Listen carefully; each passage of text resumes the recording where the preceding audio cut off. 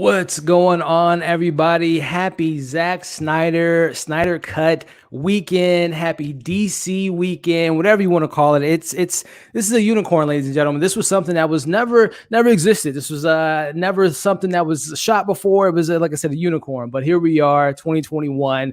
This past Thursday, we got Zack Snyder's Justice League. The Snyder Cut is upon us, ladies and gentlemen, and the conversations being had about the film.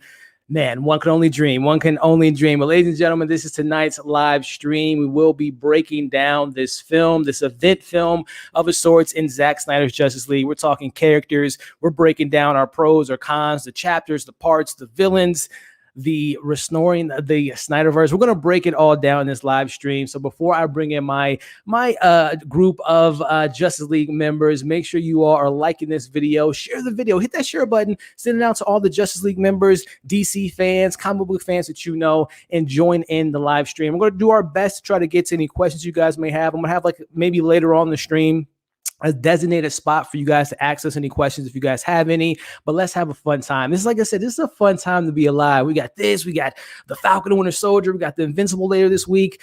It's a great time to be alive, ladies and gentlemen, in regards to comic book material, and we got a big one this past week. And with that kind of being said, I'm going to bring in my guest, starting off with this content creator here. I've had the luxury and the pleasure of kind of becoming friends with her in the last few months with covering MCU stuff with WandaVision, more recently with the Falcon and Winter Soldier. She's a DC fan. She's an executive producer, to be more exact, when it comes to this Snyder Cut. And I'm so glad to have her on tonight, rocking her shirt and everything. Got the mood set. I'm talking about the one and only Amanda. What's going on? Hello, I am so happy to be back on your channel, Elliot. I love talking about movies with you. And yes, my associate producer t-shirt. And I'm in my bat cave ready to go. Yeah, I love it. I love it. I'm just waiting for Batman to come up like he did in BVS with, Lex Luthor. Is he around there somewhere? Is he hiding in the shadows, Amanda? Somewhere.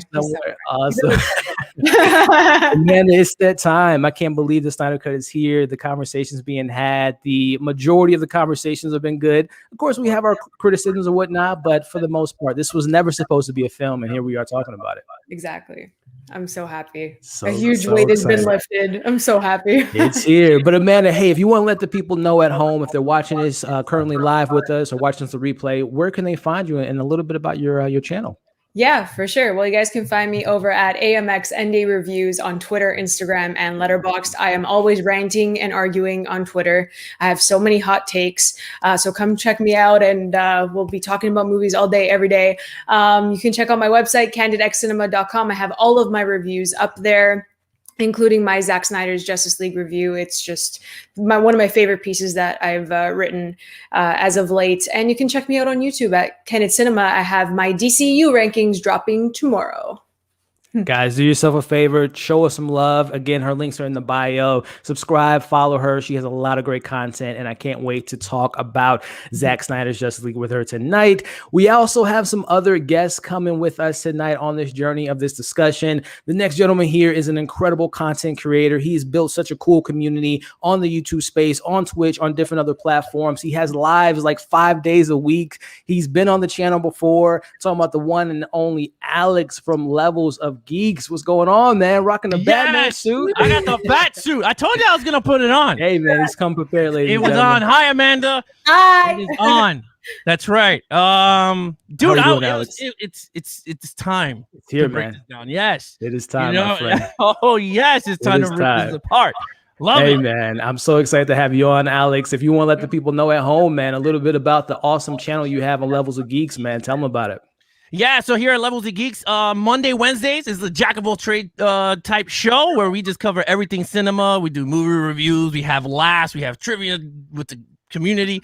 We have fun there. Then on Fridays, we added the horror files, where we break down movies like Agents. So we take investigations, we go right into like horror stuff. So this past week, we did the survivors that survived their attackers, and then the ones that got killed from their attackers. So that was that. And then, of course, Saturday mornings at 10 a.m., we do Good Morning Gotham with me and another co-host. And then I do Twitch streams where I play video games. And then I have Unveil the Grail where I unbox some statues and other figures for you guys. So, yes, the channel is for like, I have different media for everybody, to be honest with you. Yeah, I am streaming 5 times a week. pretty much. Look, man, this guy's like the Flash. Yes. He's here, he's there, he's everywhere. Yeah. You want to check him out. He's streaming 5 days a week, and he has an amazing a bunch of content creators that team on with him every single week. So glad to have you on, Alex. And we're gonna break it down, my friend. I know you've watched it quite a few times, like we all have. And I'm excited to hear your thoughts. 4 times. We're gonna get to our list here. Yes. See who's gonna win this battle of who's seen it the most times. But we have a couple other guests here with us. This gentleman here has been on the channel just a couple weeks ago. We were talking WandaVision with him. And listen, if you want to know about Easter eggs, breaking down the breaking news, this man, I mean, I had to bring him on. He has Soups in his name, ladies and gentlemen. So I had to bring on Superman himself, the one and only Matthew Soups. What's up, man? What's up, guys? I'm here. I'm ready to go. Ladies and gentlemen. You know, I feel like I had like this movie was almost like a baptism for us DC fans. Yeah, it was like a cleanse of like all of the BS we've been going through for years, and now we're ready to go. Hashtag restore the damn Snyderverse. I'm ready to get into it, bro. Let's go. Let's do it. Hey, Soups, man, if the people don't know who you are, man, you're killing it on TikTok, you're killing it on YouTube and all the social media platforms. Hey, man, if you want to let them know what they're missing out on and where they can find you, go right ahead. So you guys can definitely make sure to check me out on TikTok, Soups on TikTok, Soups on YouTube, _Soups_ on Instagram. Right now I have multiple giveaways running for the Falcon and the Winter Soldier and for Snyder Cut, and then on Twitter at The Real Soups. So I appreciate all of you guys for tuning in. Now it's time to have some fun. Let's do it, man. Again, guys, check out Amanda, check out Alex, check out Soups.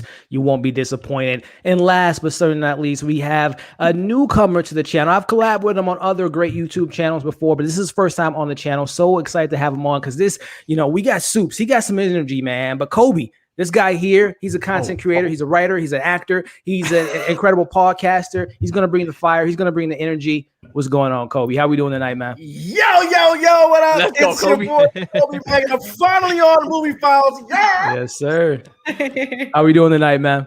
Yo, man, I'm blessed in black and highly favored. Yes, sir. Hey, Kolby, man, if you want to let the fine people know where they can find you, a little bit about your contents, go right ahead, my friend. Yeah, I am KolbyMac. I am the most subjectively objective film critic in the game. And when I'm in the mood to write, you can most certainly check out my website at KolbyToldMe.com. It's under construction, so hold on if you go to a little sign that doesn't look like it's right. But if you want to keep up with my musings, you can follow your boy on Twitter and Instagram at KolbyToldMe. And so when they ask you where you heard it from, you can tell them Kolby told me. You heard it here first, ladies and gentlemen. Do yourself a favor, check them out, and you won't be disappointed. So, listen. We're here, ladies and gentlemen. The Snyder Cut is upon us. We've been waiting 4 years for this film, and it has finally come out. So before we dive into the discussion, starting with you, Amanda, how many times have you seen? This is the AA meeting tonight, ladies and gentlemen. I think we're all addicted to something called the Snyderverse and the Snyder Cut. But Amanda, how many times have you seen the film? I've watched it 4 times. It's just, yes, thank you. It's just so good. It's so good. And I don't get tired of it. I've never had an experience like this where I just don't get tired of it. I also haven't watched a movie consecutively over and over and over again as I did with the Snyder Cut. So I'm floored. God bless Zach. This is just insane. and to throw in another wrinkle to that question, when did you watch it? What time of day was it? Did you have like a plate of food ready for you for the 4-hour cut? How was your viewing experience seeing Snyder Cut for the first time? Well, I was fortunate enough to get it earlier. So I had watched it, I think like a week and a half before the release date. And I have to admit, I started crying. I started crying and I was just like, oh my God, like this is like insane. And I was crying and I'm like, I don't care what we had planned like at all. Like I'm going to just sit down and watch it. I had a coffee. And I was just ready, literally just a coffee in my blanket, a box of tissues beside me because obviously I was going to cry. Yeah. And I just sat there like beaming at the television. It was an experience. It really was. It was at night too, awesome. Around like 7. Yeah. So yeah, it was good. Nice. Alex, man, toss it to you, man. How many times have you seen it? And also just your first viewing experience of Zack Snyder's Justice League? Well, that day, the release date, I saw it 3 times. Then 12 hours. 12 hours straight Zack Snyder. And then the next day, I saw it again. But I woke up early in the morning, right? I was like, all right. I watched it. I was like, all right, I'm done. Normally, my wife does not want to watch superhero movies. The day she came out from work, she comes home, she goes, I want to see the Zack Snyder Cut. I was like, you got to be kidding me. That's another 4 hours. I was like, all right, fine. And then that night, I was on the watch party with Zack Snyder So I was like, I'm gonna see it again with this guy, with the damn director. 24 hours in Snyder's world. That's awesome. So I was inside. Yeah, pretty much. And then the next day I was like, all right, let's watch this again. Why not? We're hooked, man. We're hooked. Yeah. Soups, we were talking a little bit about it before we went live, man. How many times have you seen this film, my friend? Dude, this movie was a spiritual experience for me. like, no, I'm being serious. Like, you guys know me. I keep that energy up. Like, I get super hype. But like, for me, watching this movie, it broke me down. Yeah. Like, instead of, chanting and like going crazy and losing it as I would for like a regular superhero movie with all of the awesome moments, for this movie, it was more, and especially because this is a DC movie with the greatest heroes of all time. Couldn't agree with you. For you me, it was more just like, oh my God. Like, I was crying, dude. I was a mess. Yeah. I was a mess. But I right before hopping on this call, I just finished my 5th time watching the movie. And it's crazy because this is 4 hours. Yeah. Like, I've spent 20 hours of my life in the past 3-4 days watching this movie, and I'm probably gonna go watch it again after this. Yeah, literally. That's the thing, man. Just hooks you and go back again and again and again. Kolby, man, the same question for you. The body count of this film for you, and just your experience on when you press play for the very first time. I mean, so right now, so far, I'm at 3 hours and I'm at Aquaman and Bruce. So like 3 hours and like, in 3 hours and an eighth. Like, so I'm not thinking about it is just so easy to keep on going because there's just so much going on. Like, it's great. So, I mean, my first viewing experience, I tried to get up at like 6 o'clock in the morning. I was like an hour late. But like Amanda and ourselves, we did like a road to the Snyder Cut for Cinemania World. And I said, I've got my breakfast burrito ready to go. My thing is packed full of everything. So like, I'm uniting my taste buds, wrapped up in a burrito, curled up underneath my little comforter. And it's just me and my 70-inch. And it was glorious, bro. Like, it was great. And then I made the mistake of watching the Justice League after the first time. I'm like, I need to watch it again. I gotta watch it down. I gotta watch it down. Woo! Man, that's an experience. But no, it's been a great weekend. And to be honest with you, the positivity on social media has been something that I did not expect. And I think it's made it that much better. Yeah, facts. 100%. I mean, I was preparing myself. I think we were all preparing ourselves to kind of get the bunker negativity down and just put on the helmet and just tunnel vision of like, I enjoyed it. I don't care what anyone else says. But surprisingly, and you know what? Not surprisingly, man. I think this is the fans coming up, speaking up for Zack Snyder. This is his vision for the film. This is a different, we've never seen this before. I think we can all acknowledge this. There's never been a movement like this, a film that's been resurrected like Superman of sorts to come to an HBO streaming service, which again, that's a whole nother conversation about streaming, how we're able to get this film. And in a weird way, and by no means am I meaning, this happened. This happened to be the best circumstance possible because obviously Zack Snyder had a huge loss in his family. But honestly, when it comes to 2017 versus where we are now, it kind of worked out in regards to how it was able to be rolled out, how we're able to enjoy it on a rewatchability factor. And we'll talk about a little bit later in regards to restoring the Snyderverse. But we're going to break it all down, ladies and gentlemen. And also, I definitely don't want to neglect the fine folks that are joining us tonight. We got Unboxing the Building, Jay Manley. We got a lot of love. We got a lot of people showing some love to our content creators on the channel. This is going to be a fun time. So, guys, again, let's have a great conversation. Let's talk about your pros, your cons, your favorite moments in the chat. And we're going to try to do our best to get into your comments, but we're going to have a great time on this panel. So, let's get this thing started. Starting off with just kind of breaking it down with part 1, which was titled Don't Count on It, Batman. As we kind of open this film, first and foremost, we get Superman's cry, ladies and gentlemen. We see Superman. We follow up with BVS, which I thought, I don't want to talk about Joss Whedon's film too much, but it's a much different opening from what we got, 4 years ago with the fear and the parademon and Batman and all that stuff. Mm-hmm. We got the ramifications of a trilogy. We follow up exactly after BVS and the cry of Superman, hearing across the world, and the mother boxes have arisen. So Amanda, that opening scene, Superman, BVS, the cry has been heard, the bell's been rung, and now Darkseid has open field to the earth. Like Soup said, it was a religious experience. Like, it literally was. I watched that opening and I was just like, this is the film this is Zack Snyder's film. Like right off the bat, you could feel that this was his vision. This was his movie. And I thought it was extremely well done, presenting, the death of Superman at the very beginning, like you said, and just carrying out into like a trilogy. Like this is an unofficial Superman trilogy that we have. And just the crypto, like the waves and like of his scream, I thought it was really well done, because it's always hard to kind of like show that. But man, was that poetic. And then just the thing that Zack does, like he does best, and we'll go into it afterwards as well, is just the fact that he, in like 5 minutes, he created this massive like opening in this location. And then you have the intimate moment of Superman, like, and his death. And then you see that even through the cowl, like even Bruce Wayne's tearing up, and like Diane is tearing up. Like, it's such an emotional beginning, and really sets the tone for the whole film. It was just, oh my God, I was like hooked right then and there. Tossing it to you, Alex, as a man, just alluded to it. Zack Snyder knows how to open a film. From Man of Steel 2013, being on Krypton. I've never seen Krypton like that, and that was so awesome. That sci-fi moment, never ever. BVS, we get the opening of Batman being Batman. Bruce Wayne just jumping into action. Doesn't care, doesn't have his suit on. He's jumping into action, and then we get this opening here of Superman.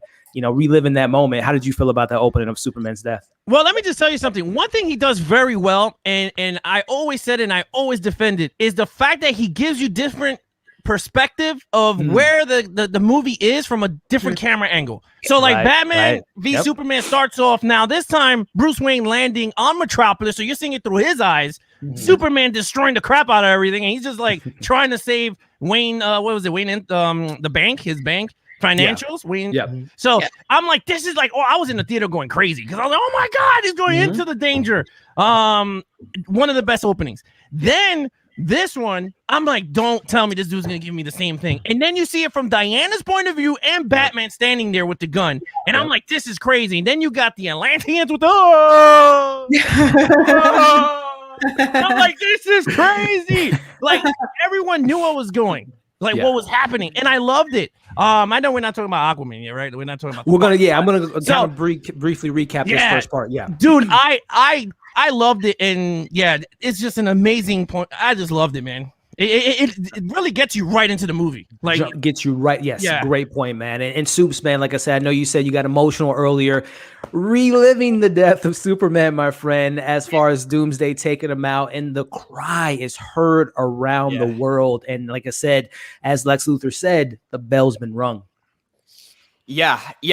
Look, first of all, I love this opening scene, and I love how this movie closed a lot of the ties that we got from Man of Steel, from Batman versus Superman. It felt like a trilogy film. And, I actually have had this conversation with a ton of people, but now after watching this movie, I know a ton of fans out there that love Batman versus Superman a lot more because of seeing how it all went down, how it all closed up in Zack Snyder's Justice League.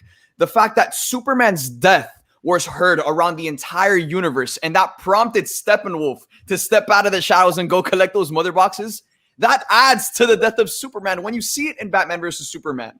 And we saw it at the beginning of this film, and dude, it was just what an opening, what a way to pick up where we left off with Zack Snyder and his story. So I loved it. I loved how they treated Superman in this movie. It was like this was a love letter to Superman fans. We'll get to that, man. Man. Soups, Henry Cavill. We got the hashtag Restore the Snyderverse, and there's another hashtag that's been floated around since 2013, and that's hashtag Man of Steel 2. But I know. Yeah, man. Kolby, man, you press play. You open the scene with the death of Superman. The cry is heard around, from Atlanteans to Themyscira to around the world, man. And it's time for the mother boxes to come home. It's crazy because I know we don't want to have to constantly compare and contrast between this and Justice League. But the fact that the first images that we get, it's such a stark difference, and mainly it's because of the tone. There's a thematic resonance between Man of Steel, between Batman v Superman, and now in Zack Snyder's Justice League, where we pick up in one film after the climax of the other. Where in Man of Steel, we heard the cry from Superman so much differently.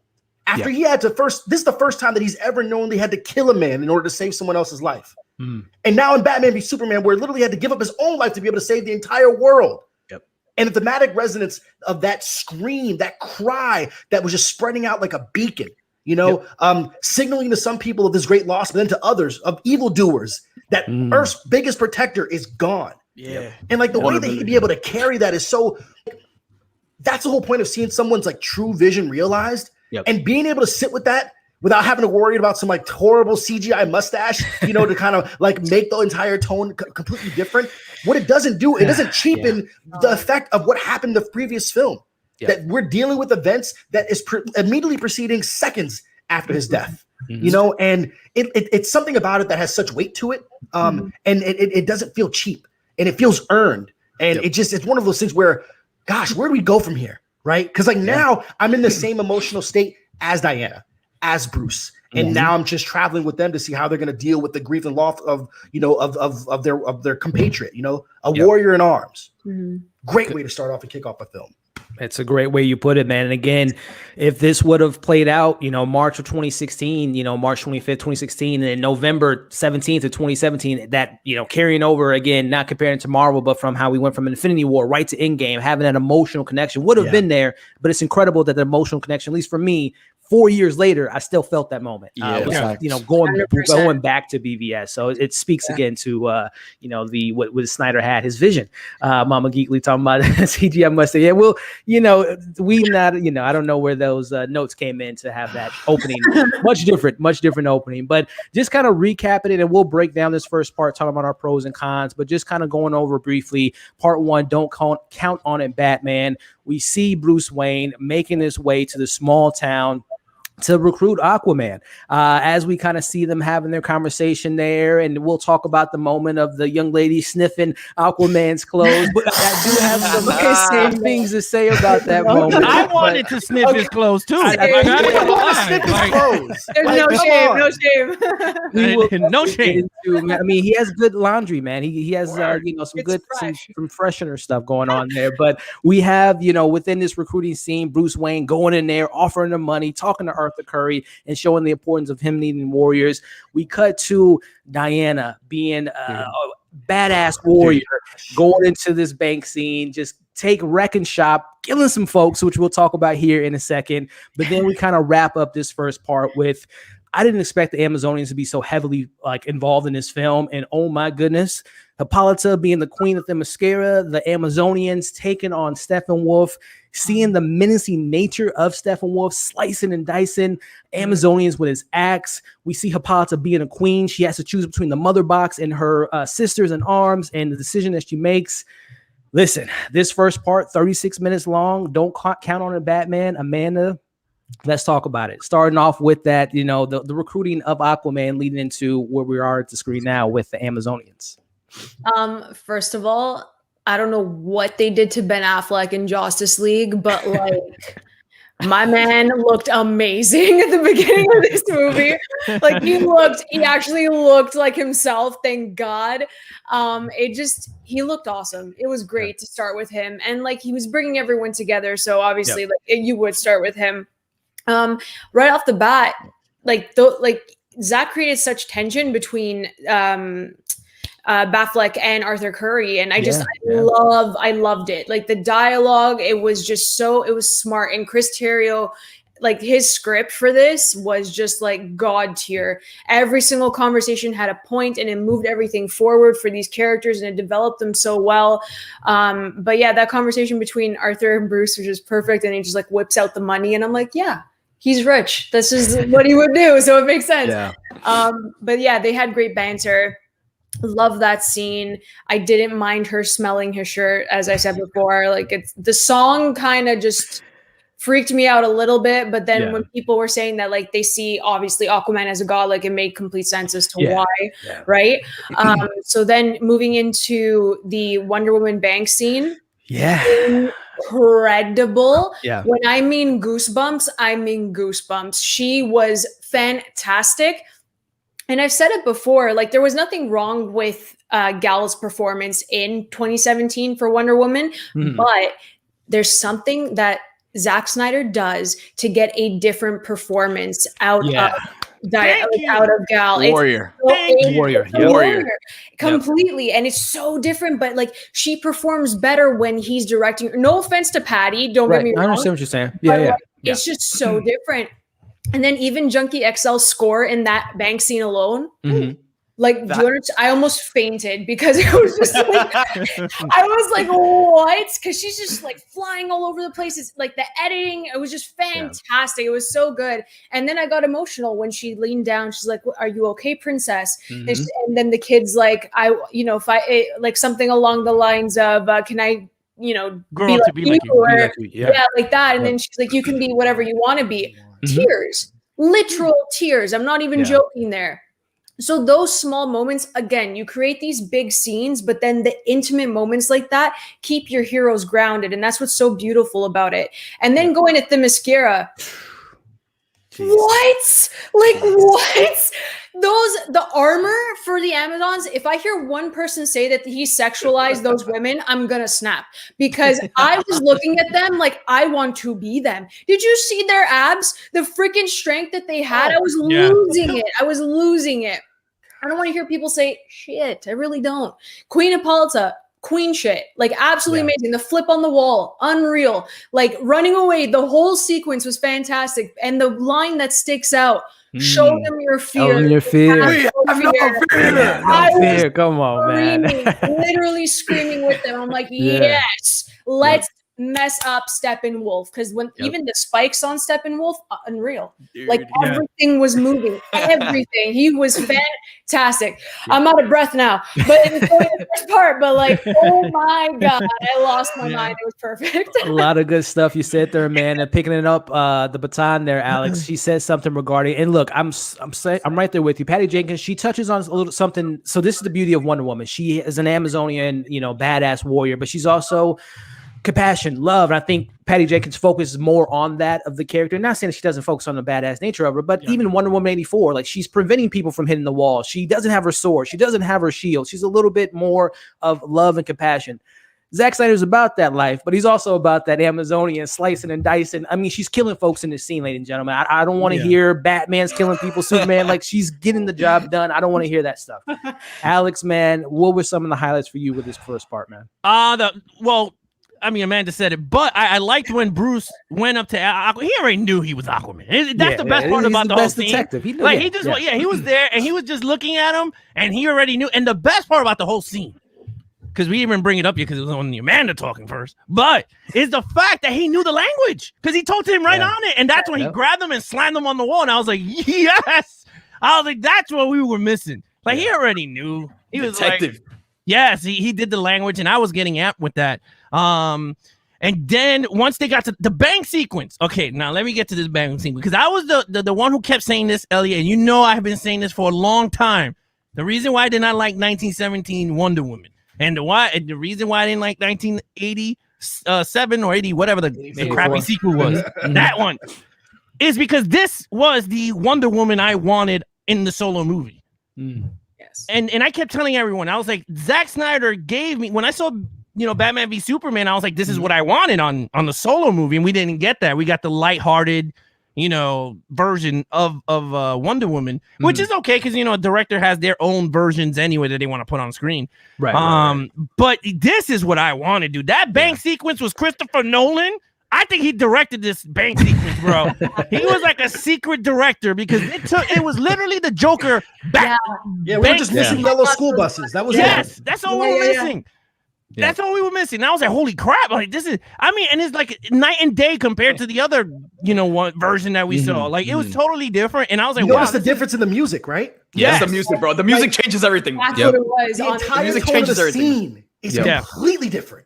Yep. Yeah, the music and the color grading, because the color grading that changed the whole landscape. Yeah, it's like it was a graphic novel. Like, you're just switching the pages, and you're like, whoa, like, no way. That scene, crazy. When they went to the Amazonian land, and my man Steppenwolf,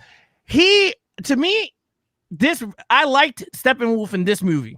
I don't know. He was more menacing for some reason. Oh, without a doubt. But I was like, holy crap. And and thank God he did not get that line that I loved you. And remember when he said I love you in the jock meeting? Yeah, he had Yeah. mommy issues for sure. Yeah, he was like, "I'll make you love me," or whatever crap. And all of a sudden, he went into the beam. He says, "They'll adore me." Yeah. Whoa, bro. He was like, "One day you will love me," and then he just went away. And I was like, "What?" And in this one, he's like, "Your time will come." I was like, "Yes, I am waiting." But the fact that they were all shooting him with arrows, and then he just turned on the armor and it snapped all of it, I was like, Brushing him off. "Holy crap! This is awesome." And then the Amazons came way too late because they just like 20,000 of them decided to come mad late. But I loved it. First part, excellent. Soups, man, what's your thoughts on this first half here, man? What were some of the standout moments for you in this Don't Count on It Batman Part 1? So first off, with the way they opened up the movie coming off of the events of Batman versus Superman, I thought it added so much more to that scene with Batman and Aquaman, because I'm sure you guys can agree with me. In this film, we really felt Batman's character development. And Batman versus Superman, he was this guy that was just, trying to tear everyone apart. He was going based off of statistics. He was on a mission. In this movie, he's on a mission to unite everyone and bring everyone together, and he's running based off of faith. And with that opening scene from Batman versus Superman, the death of Superman directly changed the entire Batman character in this movie, and I loved it. So I thought the villagers singing to Jason, I thought that was a little weird, a little long-winded too. It looked like 10 minutes. But yeah. But then after that, when we transfer over to like the Wonder Woman bank sequence, that was so perfect. That again, like Kolby said, the music completely changed the entire scene for me. Like that Batman versus Superman and Wonder Woman theme, where it's like bump, bump, bump, bump, bump, bump, bump. Oh my god, it's too good. And then on top of that, we have Warrior Wonder Woman, who's literally bashing heads against walls. And then in a split second, she's inspiring a little girl, telling her that she could be whatever she wants to be. And I look at that scene, and a scene of Wonder Woman telling a little girl that she could be whatever she wants to be. I don't understand how you cut that from a freaking movie. How did that get cut? Like, people should be arrested for cutting this scene, honestly. Jail. Automatic jail. I'm serious. Like, just the impact this would have had on so many people back in 2017 is incredible. So I don't understand how that got cut in the first place. But then we go over to Themyscira, and just Steppenwolf's entrance is so much better. He feels so much more menacing. Yeah. And then the Amazons just sound so much more badass. Show him your fear. We have no fear. Oh my, it was so good. And I actually went back and rewatched the 2017 version of this entire sequence, and it was way shorter compared to what we got in this movie. So it all came together a lot better. By the end of the entire sequence, you really felt like Steppenwolf really defeated the Amazons. Like Hippolyta was she was beaten down, bro. And it adds more to the brooding nature of Steppenwolf as a villain. So like that, when he progresses throughout the film, you're just like, okay, who's going to stop this dude? It's kind of like Infinity War. Like Infinity War opens up with Thanos kicking Thor's ass. You're like, all right, who's going to take this dude down? Same thing with Steppenwolf here. Yep. Well said, man. And Kolby, man, just your thoughts on this opening sequence, the moments that stood out to you. And we can elaborate on maybe the things that didn't work, which I think, collectively speaking, I think we can say that scene with Aquaman, I think someone already alluded to it, but these are gods among men. As you said earlier, Soups, this is what I love about DC is we're not looking, and I love me some Marvel stuff, right? We got superheroes, Spider-Man, they're discovering their powers. And the DC, we're dealing with gods, okay? So it's just like they're worshiping, Aquaman there, and he brings food to them. So I understand the sentiment. It just, the execution was a little bit weird, but nonetheless, Kolby, positives and negatives of this first part for you. Don't clown on it, Batman. No, I think execution's ultimately left up to the viewer in regards to the things that are like, what's subjective to them, right? In regards to what pleases them, right? So we have to understand when we won, how beautiful. What I love about Zack Snyder is that, yes, he's overly self-indulgent, but he has every right to be, right? As a storyteller of a person who has amassed this amazing career, and he tells some of the best visual stories, I'm all the way with it. It's the same leash that I give to Quentin Tarantino. It's the same leash that I give to Wes Anderson. It's the same leash that I give to Christopher Nolan, and Zack Snyder is none the different. So when we can be able to get this shot going over these Icelandic caverns where we find Bruce Wayne searching for Aquaman, right? And he knows. And the thing is that for a lot of these characters, we interpret them based on how we were when we were kids. Every time that we see Batman do detective work, you know what he always has that's different than what we see in this movie? His cape and cowl on. He's doing this as Bruce. He's coming to this man who is bigger than him, greater than him, right? And he's coming in to show him, yo, I'm going to go so much as to not do the whole like smoke and pony show to not know who I am. I'm letting you know up front, I am Bruce Wayne, and I'm asking for your help because I don't have time for any of the smoke and mirrors, right? And I'm coming to this place in the middle of the day when we know that Batman operates at night. I find it really amazing that we get this different depiction because we've seen Batman in the dark. You know, we've seen Batman do all these different things, but like that's a clear choice that I'm giving this director the leash to be able to do it. And it was wonderful. And like I said, I don't want to get in the business of comparing and contrasting, but the scene had room to be able to breathe. None of the Joss little one-liners and things of that nature. None of the bad CGI. Like there was that one shot in 2017 where like he awkwardly like goes back into the water. Like, what? Okay, all right, cool. And to be honest with you, I didn't mind this entire village that's kind of like calling out to them. They're appreciative. Every time that he comes, he's able to bring provision for them. Because they know that this entire bay is frozen over. Ships cannot get them food. And it's not like they got a lot of crops and stuff like that going around. So like, to be able to hold them up as a godlike figure, maybe sniffing is a little bit long. But I also watched Midsummer 2 years ago. And there's some other things that go on. Yeah, dude, I got those vibes. Right? You know what I'm saying? Bro, I got those vibes, like cultish vibes. Yes. They're probably bringing out the water. They want that Atlantic little, I have no idea. No clue. And I'm absolutely fine with it. There was nothing that was done in that scene that's like detracting from it, right? And keep in mind, I've seen the movie 3 times. I am individually rating. I'm going to be releasing a podcast on every individual scene of this movie. So I've been taking plenty of notes. But the fact that we can be able to go from there and then to London, and that scene has room to breathe. Like Soup said, it's longer. The action set piece has room to be able to breathe. It legitimizes these anarchists that are here and what they're doing. And it does what Zack has been able to do this better than any other director.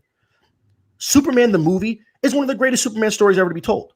However, it cannot live up to the capacity of the potential of that character because the technology wasn't available in the 70s. Exactly. But now we have technology that we can be able to depict these superheroes in the way that we've imagined them inside the comics and that we've seen in the cartoons and the animated shows and the movies, right?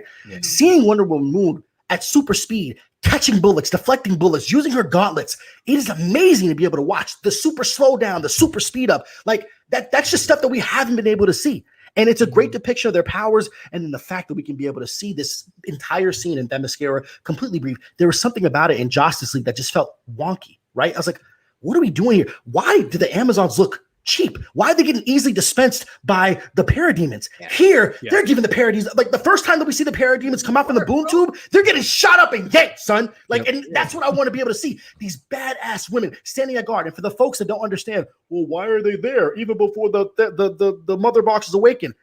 They understand that 5,000 years ago, there was a being from the other side of the universe coming there to destroy their planet. They're always on guard. So there's troops that have been there forever. You know, obviously they're taking turns and taking naps and stuff like that, but that is their job. So the moment that thing wakes up, they're on guard. And my homegirl comes up shaking. She's so good. It's crazy because that's the same action that's inside of Krypton. I'm like, yo, she's so good, bro. And like the fact that, yes, Steppenwolf is so, look at this. Can we appreciate the CGI? And how they made sure that every penny was put into to make sure that Steppenwolf looks so dope, especially when they get up close. And it's crazy. He's got this kitten-like eyes, but this kind of scaly skin, the techno-organic armor that can be able to come through. And it just looks dope. He moves faster than in Justice League because Justice League, it was a mask over of a mask over. Right? So like none of that stuff was done. So he was so lumbering. But in this one, when he comes out of the ground, Apollo thinks that, man, I had to sacrifice hundreds of my warriors to be able to drown this fool. But I don't know exactly how strong he is. Him and Parademons come up out the water. And she's like, oh my God, I have sunk this and he's still alive. I don't know what to do. The scene had room to be able to breathe. The action, therefore, felt so much more impactful. And I felt the weight that like, yo, he is not going to stop. And you feel that every time that he's on screen. I mean, I couldn't ask for a better first part of it. And it's crazy because in my mind, I forgot that this was 6 parts. So I'm like, wait, part one's only 37 minutes. So got 3.5 hours to go. Great start. You know what's funny? What you said about Bruce Wayne doing, Batman stuff without the cape. He did the same thing in Batman v Superman when he was in the underground fight scene and he told the guy fighting how to beat the guy. And then he looked at the Russian to get the phone. I was like, this is what I'm talking about, man. And this is why Batflick is such a GOAT because Bruce Wayne is the mask. He is Batman is who he is. And we feel that throughout this movie. I mean, they even say it in that scene that he had no way he could make it here. He climbed over mountains and all this stuff. Just shows you again just the nature of Bruce Wayne. He's a badass. And again, Zack Snyder, if there's an ounce of badassery in that character, he's going to bring it out of you. And he does such a great job in all his sketches. So part one, as you guys can see, we were big fans of it. Let us know in the chat some of your favorite moments. It was a great way to kick off the film, which brings us into part two of this film, which was titled Age of Heroes. This is where we kind of get Steppenwolf picking out his location. He has the parademons going off, sniffing out people that were near the mother boxes, setting off their mission. We have Hippolyta sitting out the arrow to Diana. She's the only one that's going to know what this means. An invasion coming to Earth. I love the sequence where we see Diana getting the history lesson and the menacing music, setting up the tone, setting up the scene. We got my man, Aquaman, saving the sailor from the water, setting off his kind of side mission, which I'll talk about him in a little bit. Some of my criticisms come with Aquaman in regards to the subplot, him talking to Valko and about the rightful heir and all that good stuff that we got in the scene. We got Steppenwolf talking to Snyders in regards to this is the motives. This is the character development that we didn't get 4 years ago. Why is he on Earth? He has a mission. He betrayed Darkseid. He betrayed the throne, and now he has 50,000 worlds of debt. We also wrap up with Wonder Woman giving Bruce Wayne the history lesson, ladies and gentlemen. This is the Lord of the Rings-ish type of moment. This was when the film...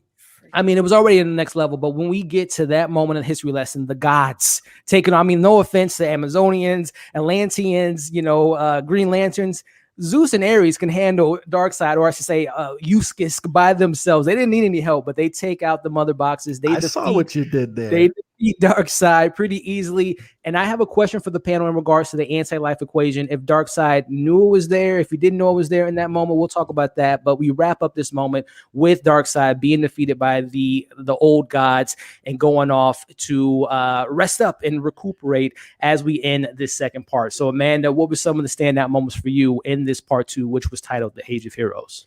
I low-key feel bad for Steppenwolf because the whole time just kept trying and like Desaad was such an ass to him the whole time. And I think the best part, like literally this whole weekend, has been the memes. All the memes on Twitter just like calling out Desaad and like Steppenwolf just being I don't know if you guys saw the picture of the kitten, like I was dying. Anyways, I feel bad for Steppenwolf, but he had such a great arc, I think, in this film as well, which boosted his character entirely. From the 2017 version, right? So he had so much more to do, and it flowed so well. It really did. With Aquaman, it felt weird. Like, I don't know why, like the placement for him, like in this film and like the buildup, I don't know what it was, but it just felt really off for me. I don't know I swear I don't know what it was, but like I loved having Volko and, them having that conversation. So that was good. And then I love the scene. I just like skipped to Aquaman like right there. But anyways, going back to Diana, it was beautifully shot. That was beautifully shot going in, and she's with the flame and the cave and just everything. It was just so fantastic. And then the one thing that I did appreciate though is what Zack Snyder did in Atlantis. I thought it's completely different than what James Wan did, but just to see the contrast and like the visions from both of them was really cool. Yeah. And then also the color grading in the water was just like it was different, but it looked like ancient. Like it looked really cool in that way. And then I wish there was just something more with Aquaman. I can't put my finger on it. It was just off for me. For me with Aquaman, this is just a continuation throughout the film. Valko and Mara, and this has nothing to do with Amber Heard outside of movie making. Yeah. They just didn't fit the tone for me. Like their subplot to me did not feel natural. And I'll be honest, I love Zack Snyder. I don't like the look of Atlantis. I don't like the bubble talking. I don't like the look of the design of Atlantis. And that was kind of my criticisms with Aquaman, but I don't know if the panel shares that same sentiment. But Alex, man, your take on this second part, highlighting the Age of Heroes, and we get that incredible history lesson of the war of the new gods and the Earth protectors versus Darkseid. Yeah, well, let's get right into the Aquadude. Aquaman. So, my man Aquaman. You know what's weird? I like the way he portrayed Aquaman in this one, the rock star, I don't give a crap about the world, you know, I hate you, you know, leave me alone, I'm here, I'm not a king, you know, like that whole thing. And I was like, I like that because I watched Aquaman, right? Like I did it yesterday. I watched Aquaman just to see the difference of where we were going. And I understand what you're talking about because Mira was totally, she had an accent, British accent, like what is that? And it made no narrative sense. Inconsistencies. Yes, that's what it is. Yeah. But one thing it did hit on when she does meet Aquaman in the movie, she goes, "You defeated Steppenwolf and you destroyed the mother boxes." And I went, "Oh, so this movie does take place." Okay, now I was like, "All right, great." But in the movie, it does feel kind of weird because, but I like that Rockstar version of that. I don't give a crap. Give me whiskey. It's on him. Like I like that version. I was like, hell yeah, like give me that all day. I kind of like dark characters. Like I'm not. I'm kind of noticing like if they're dark, it's for me. Like the right up your alley. version is up my alley. Yeah. But I do agree with you. It did feel weird when they came across each other because I'm like, damn, didn't she have red hair? And this one she's like brown. I was like, this made no damn sense. Yeah. And then there was one scene with Aquaman that he looked like Little Mermaid when he swam over the rock. Like I don't know if you to look at the Triton, and he was like, "Is it me?" Like I thought he's gonna break into a song, like, so I was like, that was weird. The fight, the Tomb Raider, the Tomb Raider scene, that one right there, that was the Little Mermaid shot, bro. I was like, that's a Little Mermaid. Now this dude, I liked him. That whole putting the mother box in the metal. And it became like a hologram. That was badass, and like it was pretty cool for me. I thought that was cool, and he was like, "Master, 102, whatever," and I was like, "Yeah, this is cool." Like, he had a goal. We never got a goal in the other movie. I was like, "What the hell was his point being on Earth?" Like this one, you know, he's like, "I will find the boxes," and you know, blah blah blah. I mean, I saw 12 hours of this, so he's on a conquest. So he's on a quest to redeem himself, and I was like, okay, this is pretty cool. And then the fact that that battle sequence with Darkseid, and you saw the Green Lantern, you see he dies, and where the ring goes, we really don't know. I thought that whole sequence was fantastic. It reminded me like a page in a comic when you open it, and it's just like a whole filler page. Like, you know what I mean? Like, it was. I don't know. I just it was a great part too. I mean, there's some nitpicks here and there with Aquaman. Yeah. But other than that, it was still a great continuation. I agree with you, man. Soups, man. How was your take on the Age of Heroes in regards to some of the moments that stood out and maybe some moments that didn't work for you in this second part? Yeah, so for me, I loved I love seeing more of Aquaman because Jason Momoa just owns this character. Like, I feel like it's not even Aquaman; it's just Jason Momoa being Jason Momoa. So I'm always down to see more of him as Aquaman. Again, my only gripe with all of the Atlantis stuff is the bubble talk. I feel like that's just I don't get it. It's so unnecessary. But it was in the Aquaman movie though. Them talking in the bubble. I thought they just talked. I thought they just talked regularly underwater. It's a choice. It's a choice. It's weird. Like, could it talk like regular, like Little Mermaid style? It was what it was. So, I'm not big on the Atlantis stuff, but whatever. Because right after that, we had like the Tomb Raider scene with Wonder Woman discovering the history of Darkseid, and again, it adds more to these villains. The build up to them. Here we actually get a build up to Darkseid, and then a couple of minutes later, we see Diana telling Bruce, and we see this awesome like Lord of the Rings-esque scene where it's just one, it's way longer than what we got back in 2017. Way longer.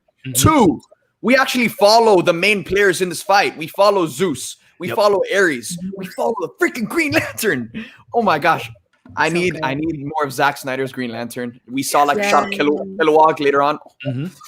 They look so good, and seeing Darkseid actually fight, seeing Darkseid in action, that was so dope, so awesome to see. And by the way, dude, when Ares put that axe in Darkseid's shoulder, my jaw dropped. Hated on him, man. My jaw dropped. It was so cool.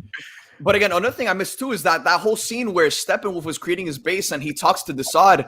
That is so integral to that character because for the rest of the movie, we don't necessarily get any more of like Steppenwolf talking about how he needs to prove himself. But in this one scene, it tells us his entire motivation. It tells us why he's doing what he's doing. And it's because he wants to prove himself to Darkseid. So like that, he's accepted back on Apocalypse. And it makes so much sense. Now you actually understand this character. You understand why he's doing what he's doing. And I'm not saying you can empathize with him, but you get him. You can connect with the villain more. So it added so much more to his character in such a little scene that's so integral. Again, I don't understand how they cut this, but whatever. Yeah. Man, Good scene. Check. Yeah, cut it. Amazing scene. I love that he was actually here. Take that out of the movie, please. Kolby, man, your take on the Age of Heroes, Darkseid's mission, his conquest. We get, Parademons sniffing out. We get Stylish Stone's approach or appearance in the film, and then we get we conclude with that awesome epic battle with Darkseid there.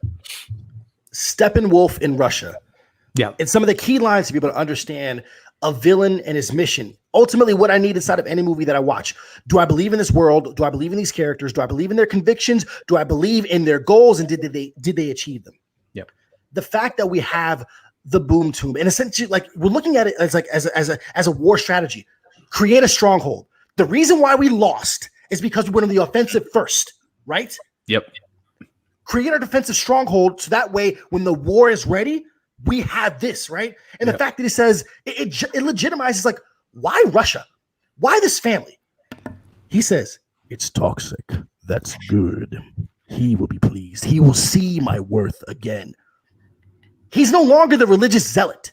He is the person who, and it's still not clear exactly what he did to be able to, like, to defame Darkseid and his and his and his crown and his throne, but he wants it back.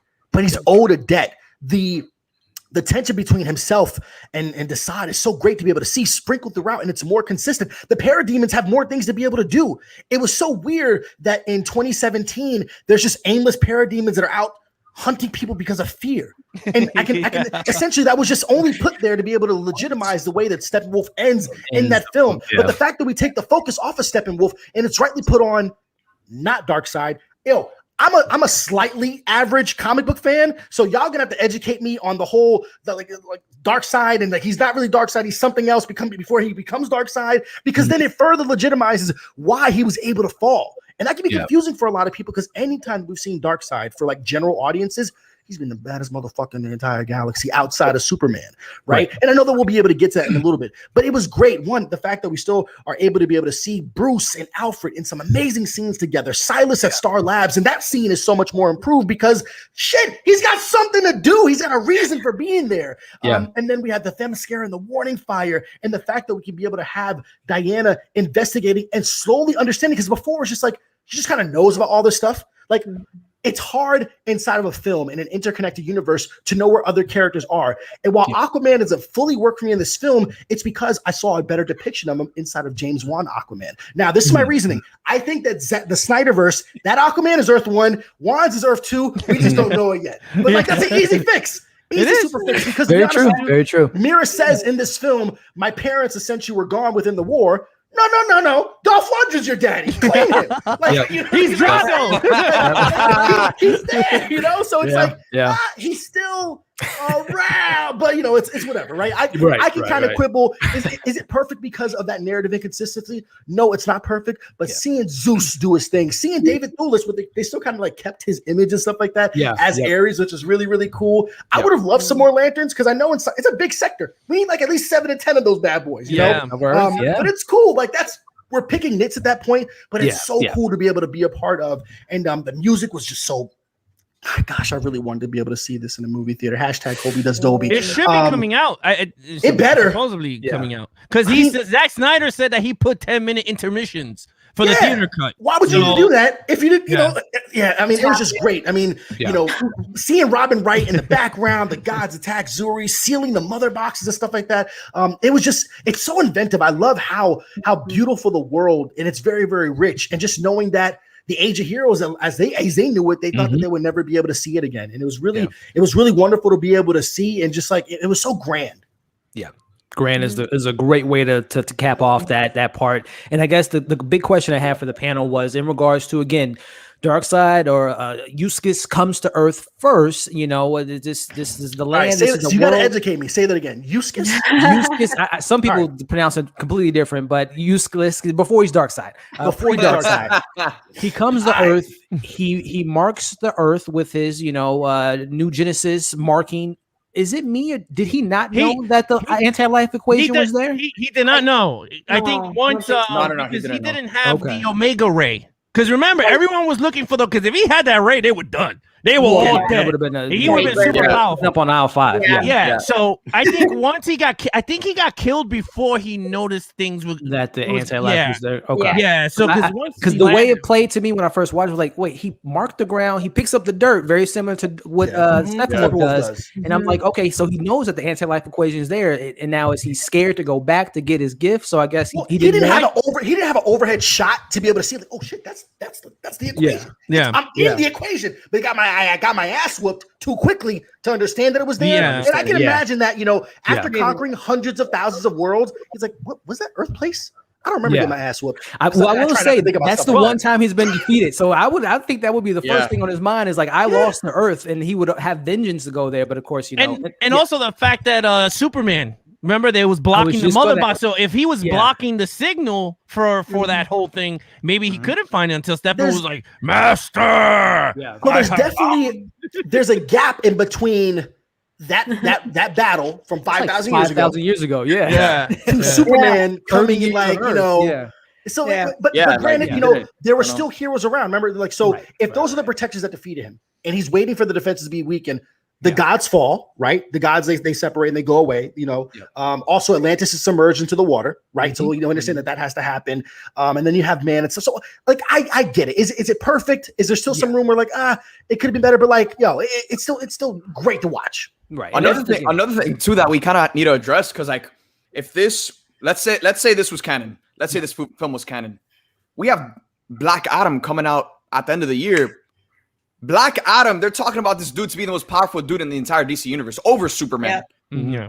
So he's been around for thousands of years. Right. So, you know what? With him and Hawkman and Dr. Fate and Cyclone. Justice Society.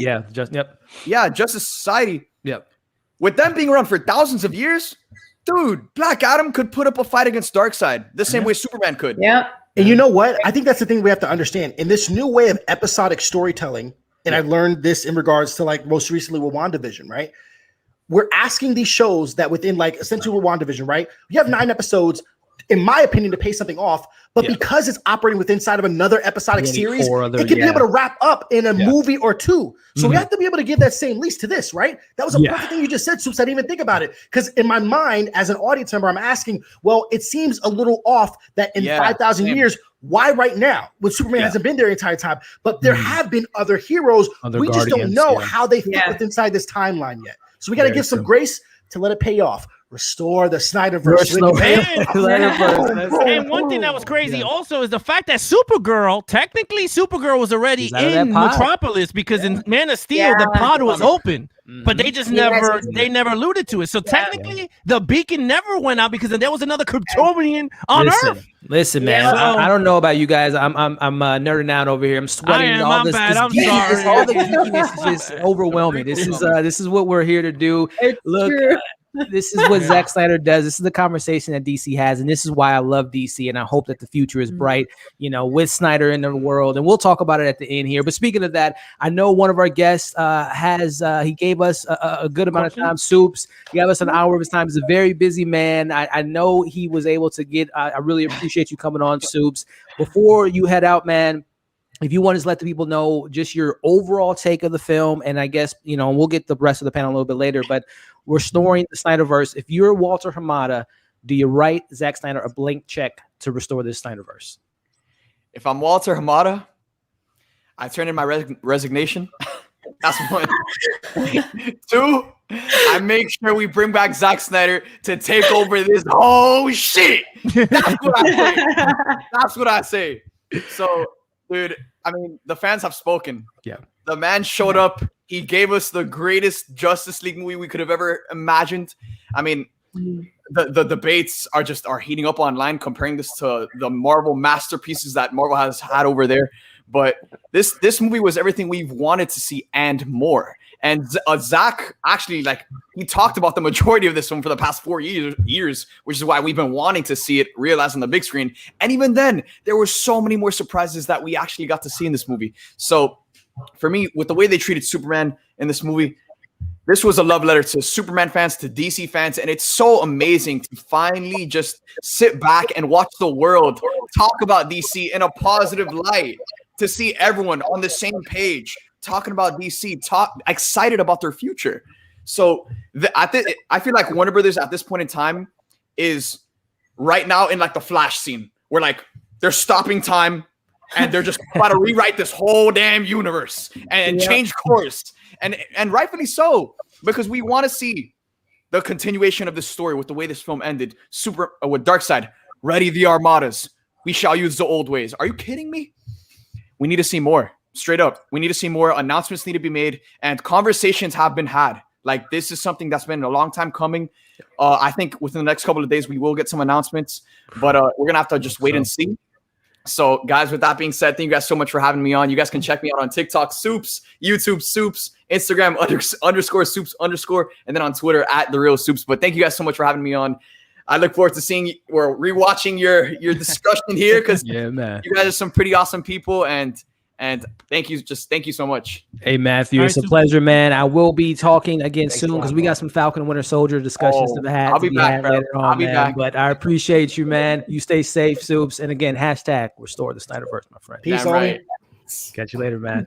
All right, ladies and gentlemen. Hey, that was Matthew from Soups. Like he said, check him out, man. The guy is killing it on TikTok, on YouTube, on Instagram. All his links are in the bio. Again, he'll be back talking some other Marvel stuff in a couple weeks. But listen, man, we had a great conversation about the show must go on. We are now talking part 3 of Zack Snyder's Justice League, and this was titled Beloved Mother, Beloved Son. Now, mind you, ladies and gentlemen, this is about an hour and 8 minutes into the film. No Flash, no Cyborg. And Alex said it earlier. This is like reading a graphic novel. This is like, I love that it was broken into chapters, because it didn't feel like I was watching, like, if this was a regular movie, like, damn, we didn't get Flash to an hour into the movie. That seems a little bit weird, but it's broken down into like a graphic novel, which I love. So in this particular part, again, beloved mother, beloved son, we get introduced to Barry Allen. He meets Iris West for the first time as he's going to a job interview. We'll talk about that scene here in a bit, but so epic. The music, him going to the Speed Force, very cool stuff. The man literally ran out of his shoes.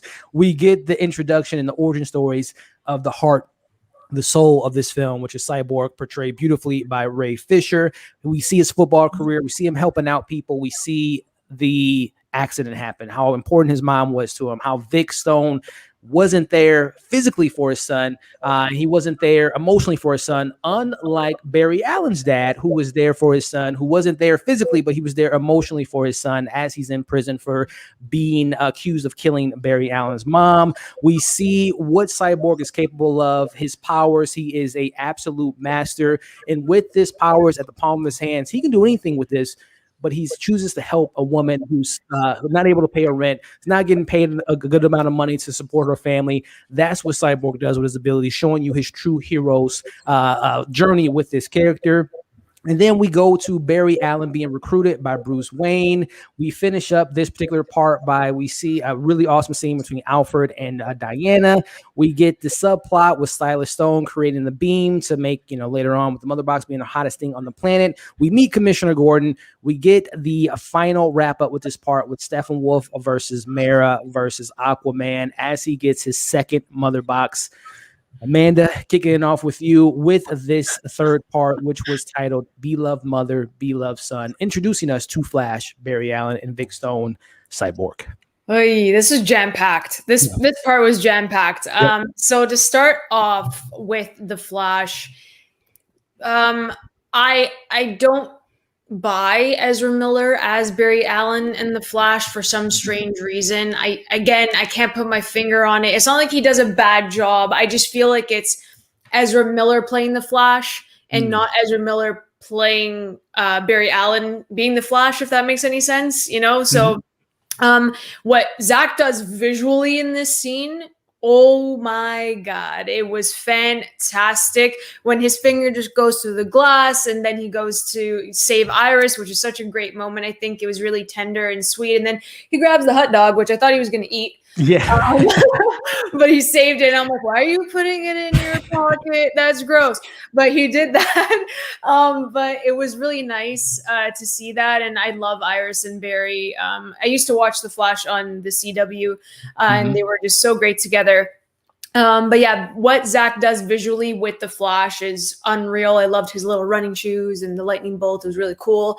And then moving into Cyborg, again, how do you cut this out of the movie? Cut it all his backstory out. Yep. What?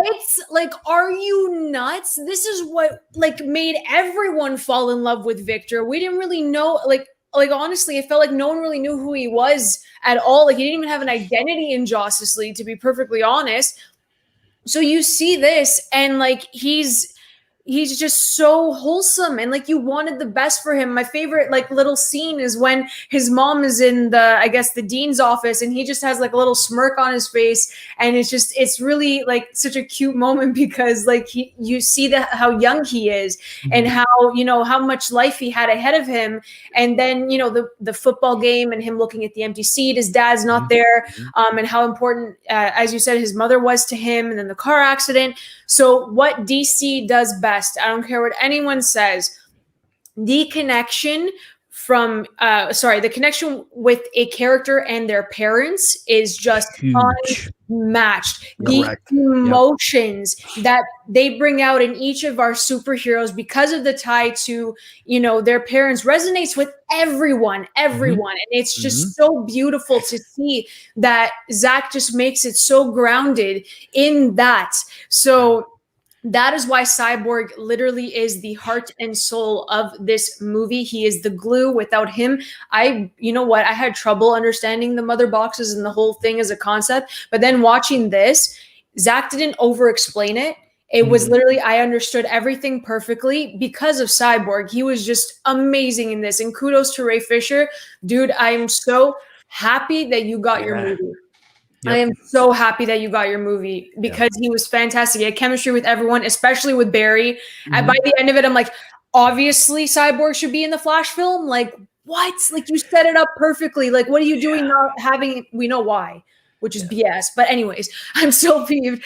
But then we go into the Flash scene with Batman. It's like still my favorite scene.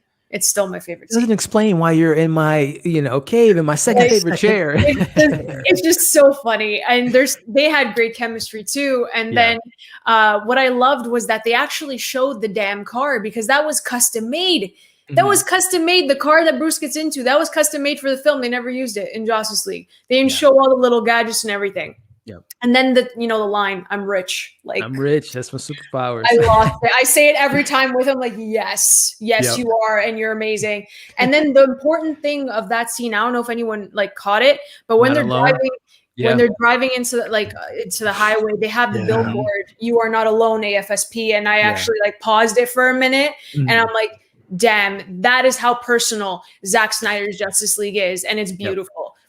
That well said, man. There's a lot of great stuff you said there. Tossing it to you, Alex, regarding, again, this is titled Beloved Mother, Beloved Son. As Amanda said, and again, I love Marvel, but we don't know Captain America's parents. We don't know, we know how important Tony Stark's parents, but again, it's the tragedy that built these superheroes. They could have went a different route. They could have went the villainous route, right? But they decided to take a different path. And we see, again, how connecting Cyborg and Barry Allen, it's a reason why they were back-to-back introductions, origins, because of how connected they are, because they both don't have their mothers and they have their dad in their lives in separate circumstances. So with you, Alex, with this third part here, breaking it all down with the origins of Barry Allen, the origins of Cyborg, also, getting into Steppenwolf taking out Mara and Aquaman to get this second mother box.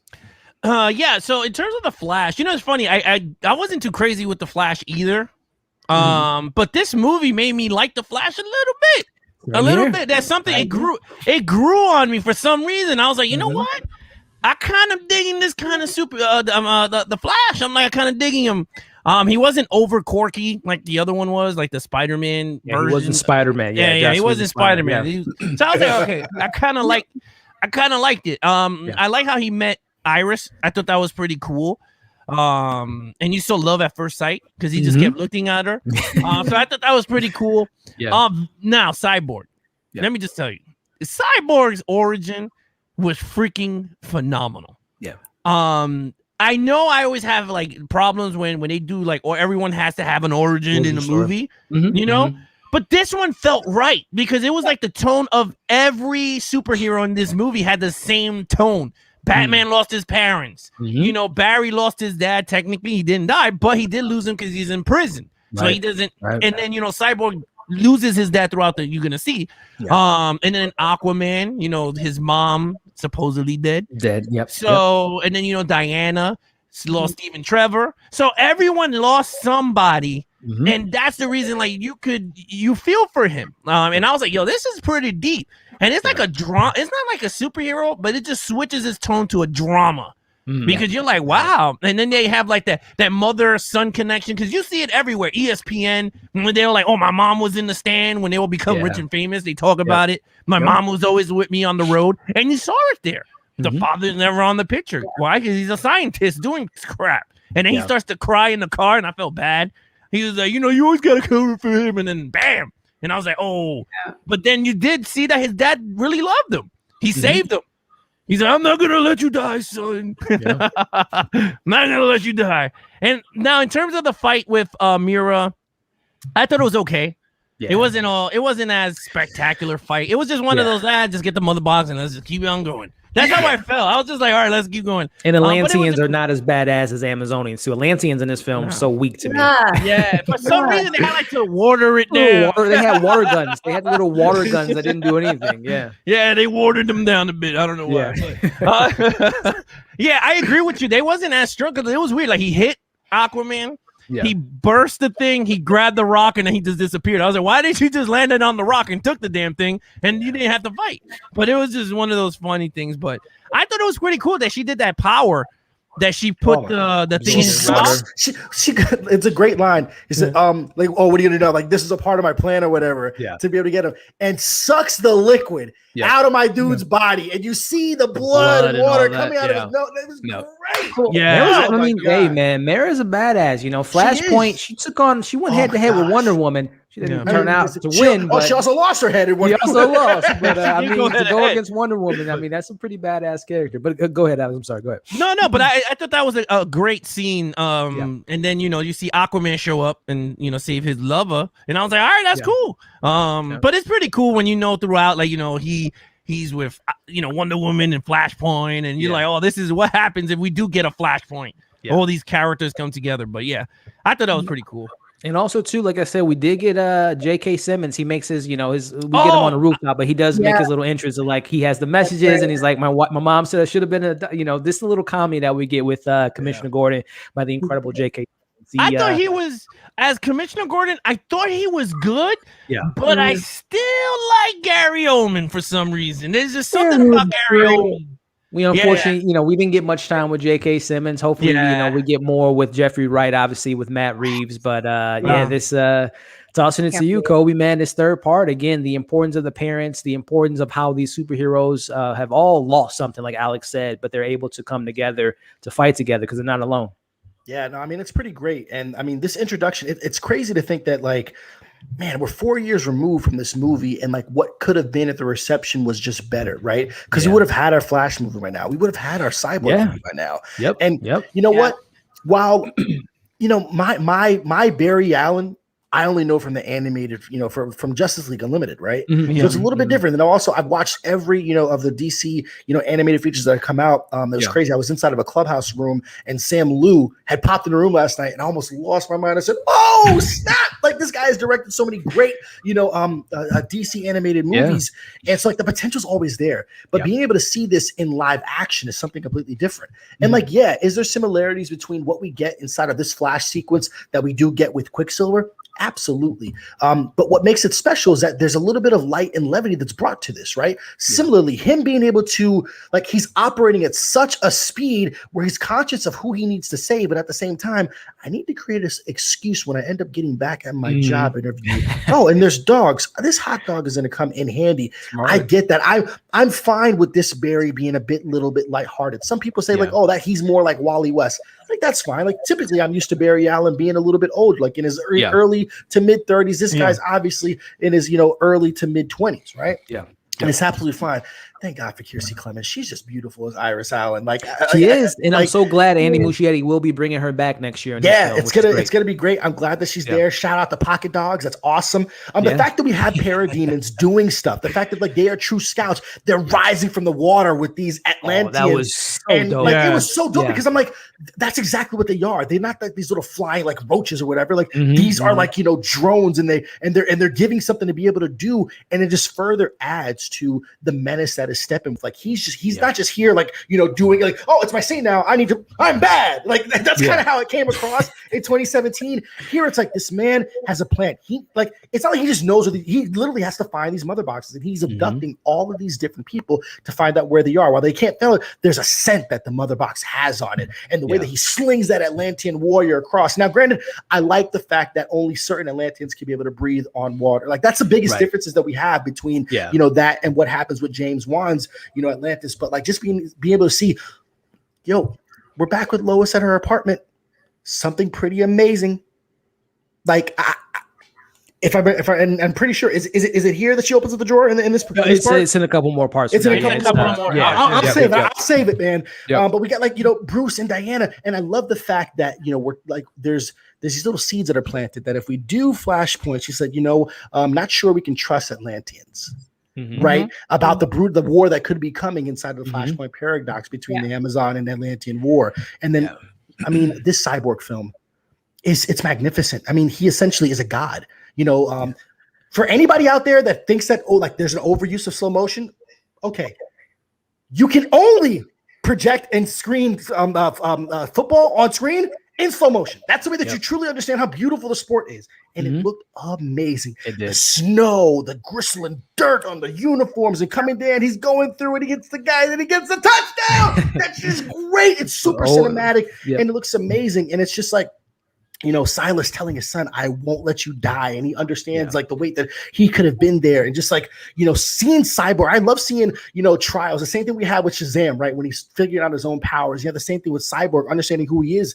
And like, what was said earlier, it's great. He has this great power. He has this great responsibility. And the music throughout his music specifically is so much like, it's like that sci-fi techno, like it feels very futuristic. It's so great. And like, you feel what's great, what's happening at the same time is you can feel the parademons getting close to him, and the entire time throughout the film, he's got to keep being on the move. And then seeing that scene a little bit different between Barry and his dad at Iron Heights and Bruce finding Barry, and that scene is great. Like, there's just so much stuff. Like, oh my gosh, there's so much that's like jam-packed inside of this, inside of this part. Like it's and this might be one of my favorite parts. This might be one of my top tier favorite parts. Yeah.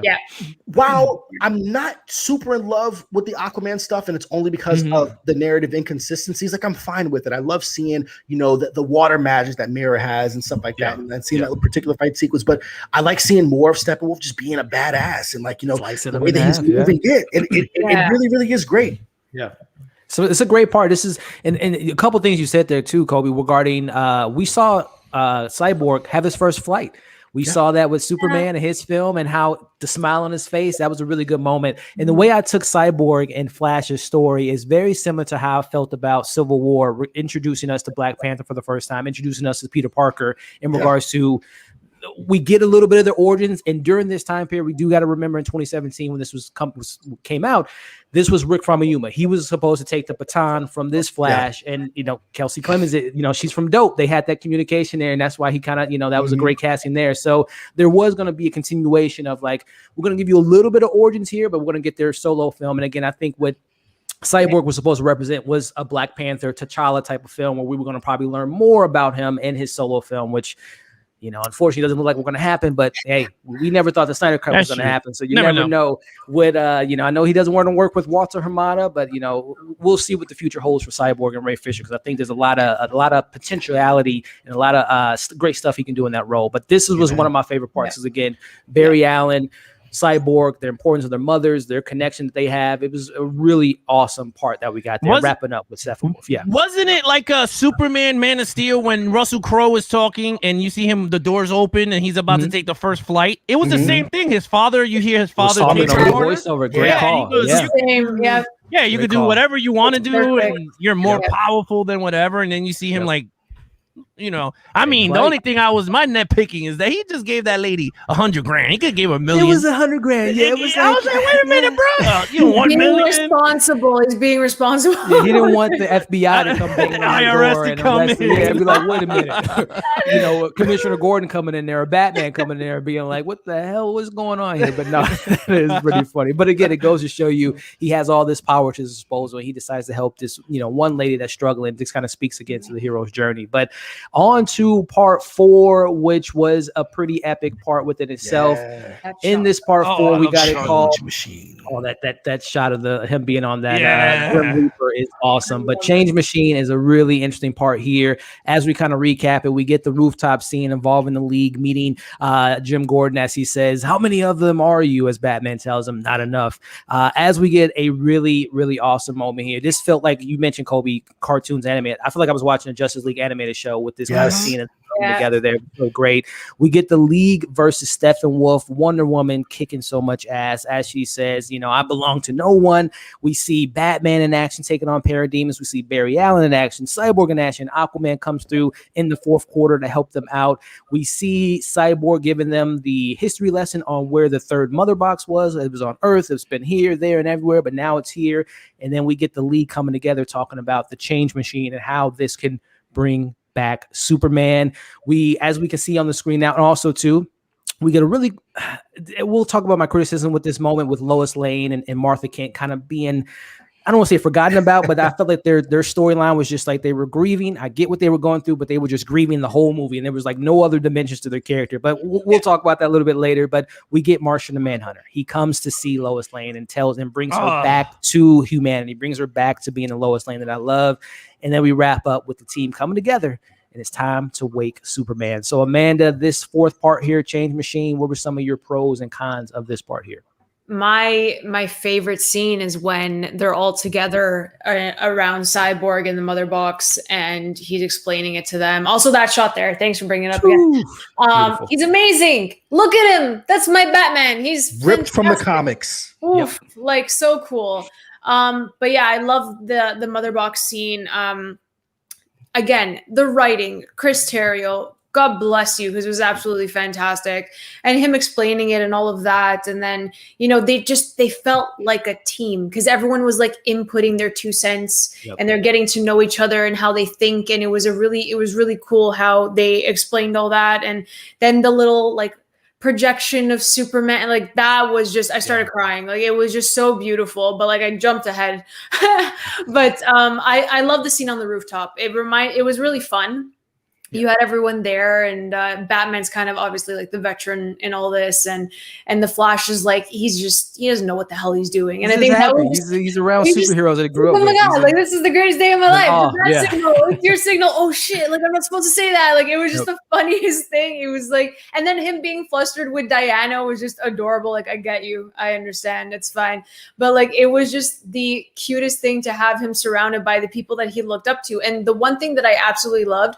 I think it's a bit later that he mentions it, but he looked up to Superman. Yeah. And that was not mentioned in Justice League whatsoever. There was no connection to Superman apart from like Bruce wanting him to come back, right? That was the only connection, and like a little bit of Diana, but no one else really like had that connection to him. So I'm really happy they added that, especially for the Flash. But yeah, that rooftop scene was cool. Cyborg jumps in, especially after the conversation with Diana. And I thought that, this movie really just unified these outcasts, technically, because that's what they are. Yeah. And I feel like this is going to get me so much shit, to be perfectly honest. But Zack Snyder managed to make them a family within one film versus another studio that took them very long to make them a broken family, kind of. And I feel like they just didn't share that same energy in the other studio. But yeah, in here, one movie it took. And even like with Aquaman, like he was kind of like reserved. He didn't want to really care about them. He's like, I got to do this job, whatever, blah, blah. But then he really softened up after Cyborg's story. So again, he brought them together through his story with the mother boxes. And I thought that was really special. I'm probably forgetting something else, but their chemistry together was off the charts. All of them together. This league is amazing. Yeah. And you could feel the love. You could feel that they were going to have each other's backs, especially, the Steppenwolf scene. When they go fight and save his dad and all that, wicked. Yep. Just wicked. It was so cool to see Diana in action, to see Cyborg in action. I love his little like helmet, shield, whatever you want to call it. It looked really cool. But yeah, the whole thing was just better. It looked better. The score was better. The action scenes, they weren't over sexualizing Diana. Like it was just so well done. And no face plants. Yes, you ripped that straight out of Age of Ultron with Bruce Banner and Natasha. It was just like, why are we repeating this? Exactly, but it was just awesome. Everyone was great. And did you have any input on Martian of the Manhunter bringing back Lois to the forefront? I agree with you that the placement of that reveal took away from the actual moment. I think that if we're going to see them grieving over Clark, it should have been Martha. It should have been Martha. That's Yep. So like you're taking the weight of their that conversation. Exactly. And even Martha helping Lois get out of that state, trying to push her. Like I thought that would have worked better for their characters. Also, why would you put that in the trailer? Like of all things, of all reveals, they put the red eyes with Martha. Like what are you They dropped the ball on that. It was apparently like I interpreted that as a swerve, as like there's some kind of dark side connection to that. Yeah. So, but like when I only watched the trailer one time and I completely forgot about it. So watching that scene again, I was just like, I know. But it felt like it removed a little bit of the weight of that scene between essentially this mother and daughter, right? Right. Right. I didn't, but like he looked cool. I think I really enjoyed the Martian Manhunter look. I know that, Elliot, I know you had a little not a fan, but yeah. I would have preferred like a prosthetic and makeup application personally, as opposed to like it being a fully CG character. But I mean, understandably, they got a lot to be able to do with the 70 million. So I understand. Understood. Alex, man, tossing it to you, my friend, with this. Let me just tell you something. Shoot for it. I didn't watch the last trailer of Justice League because I was like, I'm never going to watch it. I saw the first one and I said, okay, I'm good to go. Yeah. And remember when I told you when the screeners came out and that's when it pissed me off because spoilers were all over the place. Yeah. The Martha, someone put it up and I looked at it. I was like, oh, no way. I was like, I saw this and I freaked out. I was like, what the fuck? Because I kind of already knew. I was like, oh, it's already the Manhunter's in the damn movie. Yeah, I think it was because Zach, with Vero, he had showed that outline of that scene years ago. So I kind of knew it was coming. But again, with the trailers, it was like, boom. Oh, yeah, I forgot that. Yeah, it was that. And it was some other scenes. So I was like, So I was like, hate you people. But anyway, in terms of them in the rooftop, I liked it. I mean, we saw it already in the Josh Whedon cut, but it was totally different the way they were. I don't know. I felt like it was a different. The dialogue was different, right? Like the way they said the lines. It was just weird. It wasn't corny, like because there wasn't Aquaman jumped out and he was like, "Man in bat, dig it," or something. Yeah. I was just like, you know what? It felt way better that Aquaman came later into the scene. Than that. I thought it was cool. Commissioner Gordon talking to them. I thought it was pretty cool. When they get to this is what my thing is. The thing I liked about the scene of them saving Cyborg Zad, they were not a team yet. Correct. Because they were going their own they were going their separate ways because Cyborg jumped the gun first. He was like, Dad! And he just went right in. And I was like, but then you saw the cool gadgets, like his other hand came out and started doing all this crazy stuff. And I was like, oh, this is cool. But the scene that made me go crazy, it wasn't Batman. Because normally it would be Batman. Although actually not 100% would be Batman. Compared to the warehouse scene too. Yeah. Is the fact that Diana jumped in and he goes, Amazonian. You wasn't there to save your sisters, right? And then I'm going, oh my God. And then she took the sword out, right? And I'm like, what's going to happen? Then you saw him looking at the axe, and then she looked at him, and then he looked at the axe again. And when he grabbed it, she went, rah! And then she just hit him through the walls. And then you heard the music. Dun, dun, dun, dun, You got the blood of the old god. Yeah. And then you heard like that Jumanji music, like her theme song kicking. And I was just like, I'm like, yes. Yo, let me just tell you. We already knew what the scene was because we saw the other saw the outline of it. But we didn't see Zack's execution of exactly how he wanted that scene to turn out. Right. And I was screaming at like 7 a.m. I was just like, yeah, because she just knocked him out, and he was like, leave her alone. It's going 1-on-1, and I was like, oh. And then next thing you know, everyone started doing their stuff. I agree with Amanda. I did not like the Flash tripping and landing on her because it made no sense to me. Like, why the hell do you need that in the unnecessary? It was stupid. So that was cool. I like the way Aquaman came through the hole though.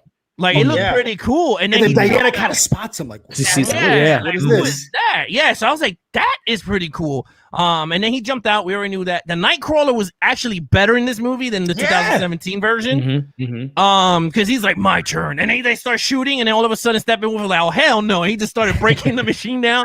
So I was like, that was pretty cool. The round table discussion.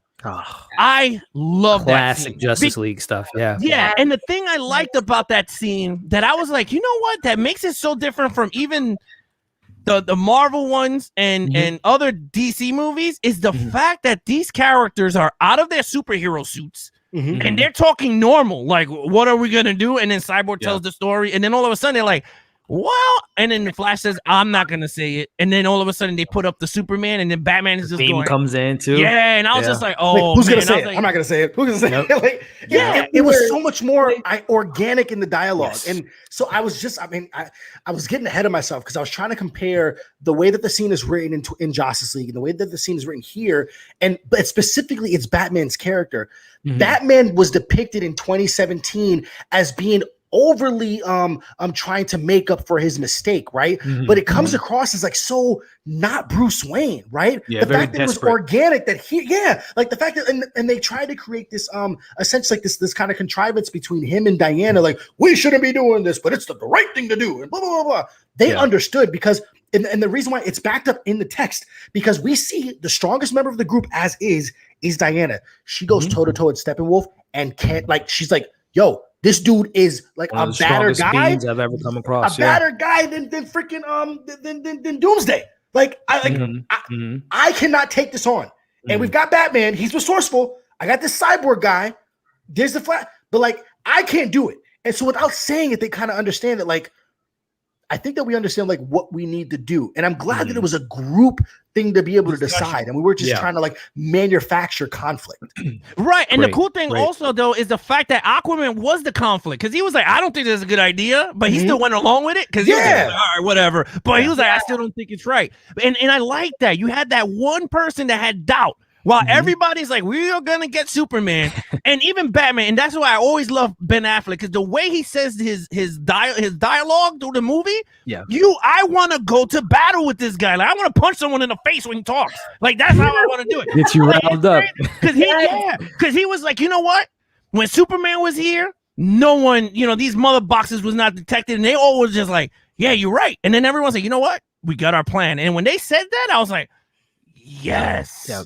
I was like, I could be Nightwing. I'd be Nightwing, I'd be Robin. Oh my God. Like, whoever you want me to be right now. Put me in, coach. Put me in, coach. But yeah, no, honestly, part 4, throughout, I think each part was getting better and better in storytelling and character development. That was the big thing in this movie, was character development was very big. Yeah.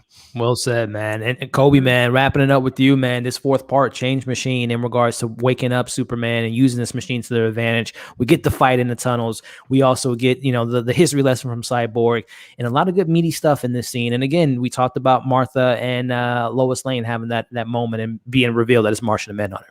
Yeah, man. I mean, it's great. There's so many good things here. And you're right. Like, as the story, like, as the film progresses, like, I'm just becoming more and more of a fan. And to be honest with you, for the folks out there that's like, I don't understand how you guys can watch this. Yo, when we already like something and we're able to spend time, and we've invested so much into it, and we're seeing it just succeed. Like, it may not be doing things 100%, but no film truly can ever do that. I've only watched a handful of perfect films, and perfection is truly something that is subjective. But the fact that we get a nod to old school JL imagery, right? Where we have these heroes on the rooftops talking, to Commissioner Gordon, and then doing the entire Vanish thing. And there was something about it that seems so, it just flowed better comparatively to what we got in 2017. And the battle on Stryker Island, it didn't seem like just something that happened as it did before. This had some weight to it. And we understood that, like, these heroes are kind of given everything that they got, and it's not enough. And they all recognize, it's not enough. Yeah, we can kind of be able to give a good punch or two to Steppenwolf, but he's taking it. And we need more. And it's because they understood that they don't have the guns to make it happen. And the thing is, they didn't just out of nowhere think like, oh, I have I think what we can do. The fact that Cyborg had to be able to detail to him about what the power of these boxes can do, it just all like they all light bulb at the same time. It changes things on a molecular level. Yes. And applying the reasoning and logic was all there. Before, it just seemed like, okay, so now we have to try to find some very contrived way to be able to bring back Superman. This made the most sense. It wasn't contrived about it. Because to be honest with you, if they had the guns to be able to stop Steppenwolf, they never would have brought him back. This just felt so right. It felt like the right thing to do. And I didn't feel like that we were like having to question ethics about, who's alive and not. Like, no, whatever, bro. This is like what we have to do. Because if we don't do it, there is no us. And they kind of said the same thing. In order to do it, we're going to alert the dude where the box is, but we got to do it, because if we don't, it's the risk. It's the risk that they're willing to take. Yeah. It was great. Like I said, the depiction of powers, it was kind of close. We got that extended scene gave me more of the Batman warehouse vibe, seeing him be able to take out those parademons for a little bit. And then kind of like, it was so much better seeing Steppenwolf go ahead and finger the cube a little bit. Like, that was nice, right? To be able to talk to the side and whatnot, and Darkseid, the fact that he's the one that comes over and everything is just like, and then like, is that the anti-lab equation? Like, it was great. And then like, yes, does it undercut a little bit that Martha and Lois scene? Yeah, it does. But man, was it still really, really cool. And the fact that we get the entire, like, man, it's just great. I love the setup that we're getting to. Like, it's like in my mind, as I've been taught to be able to dissect films, I'm looking into a 3 or 5 act structure. And this is something a little bit different, but man, I just appreciate it because like I'm growing invested more and more. And it's a unique experience because while I've watched, the 2017 version, maybe like I've probably watched like 3 to 5 times, to be honest with you. It's hard not to look at the differences. I'm just like, what do we do? What did we look at that we thought, I don't want this. I don't want this. Yeah. No. It's like they're self-sabotaging themselves. Yeah. Yeah, and you're right, because even in the other version, like when they were discussing, it was already like, I'm gonna touch the wall before it hits the water, you're gonna, run and zap and do this. And it was like it felt so fast. And then he brought up Stephen Trevor, right? He was like, that's what happened to your man, and she punched him into the manufacturing conflict. And I get it, because in a lot of these superhero team up films, and we know that like it's not supposed to be easy. We had Arthur reject Bruce. You know what I'm saying? We obviously had Victor reject Diana, right? And then they have to kind of, but like now, we're in this, guys, because we have no other reason not to be. So there's no sense of bickering. Like, I don't need to have this fight between this God and Bruce Wayne. For what? You know what I'm saying? Like, that doesn't make any sense. Like, this was so much more even. To your point, they just face evil, and they just saw Steppenwolf in action. So now it's like, what's like you just said, Kolby, what's the argument here? We just see this is just one being, who else is out there to come at us. So I think it made so much sense to them be on the same page, minus Aquaman having a little bit of conflict there. But also too, another little cool thing about that scene that I forgot to mention was Alfred in his building, helping out Batman with the absorbing the energy, which is a great which ties into a little bit later in the film. And again, just shows you Alfred having, a little bit of subplot of him feeling like, having a victory. As I love, by the way, the chemistry between Ben Affleck and Jeremy Irons. Like, my goodness. It is definitely on par with Christian Bale. It is so great. And Michael Caine. Like, it is, it's really dope. Yeah, what does remember- he say? I work for Alfred. Yeah, remember I love it. I know. Remember in the beginning of the movie when he goes, Master Wayne, next time find him in Jamaica because he was like mad cold. He's like Costa Alfred Rica. is so So great. we're Jeremy Irons, all of his man. lines are just Yeah. just perfect. Fantastic. And I know in the next part we'll get to that classic T and Wonder Woman scene. Oh, yeah, that was funny. Which- That was awesome. Getting right into it, the fifth part here where we're getting a little bit more of the resurrection of Superman. All King's horses, which is now we're about almost 2.5 hours into the film. The League unbury Superman. We get a nice moment between Diana and Aquaman talking about their history, and again, like you said, Kolby, foreshadowing maybe a future of them coming head to head. We get the moment here where we see, again, you mentioned it earlier, Cyborg or Flash saying what Superman meant to him. The League goes to the Kryptonian ship. They're waking up Superman. We cut to the scene where as Kolby mentioned earlier, there is a pregnancy test, ladies and gentlemen. There was a different storyline that was, played out differently of who that baby's dad is, but we'll talk about that a little bit later. But as we see here, you just mentioned, Alex, dude, this sequence here when we get the vision from Cyborg, Diana, she's gone, she's dead. We got my man Darkseid killing Aquaman. The Omega Ray are in action, ladies and gentlemen. He comes to Superman after, by the way, that's Lois Lane. She's dead. She's burned alive. As we see the scene plays out, Darkseid puts his hand over Superman's shoulder, igniting the anti-life equation, which takes away all free will. Superman is now under control of Darkseid. He takes out the League. Cyborg says no, but Flash hears go. He ends up going to the Mother Box, uniting the Mother Box, wakes up Superman, Kal-El, and we get the moment Lois sees Kal-El in the sky. We get the League facing off against Superman, Diana, Cyborg, Aquaman, Flash, Batman. They cannot take on this Kryptonian who doesn't know who he is. As we get this moment, we'll break down a scene here in a bit.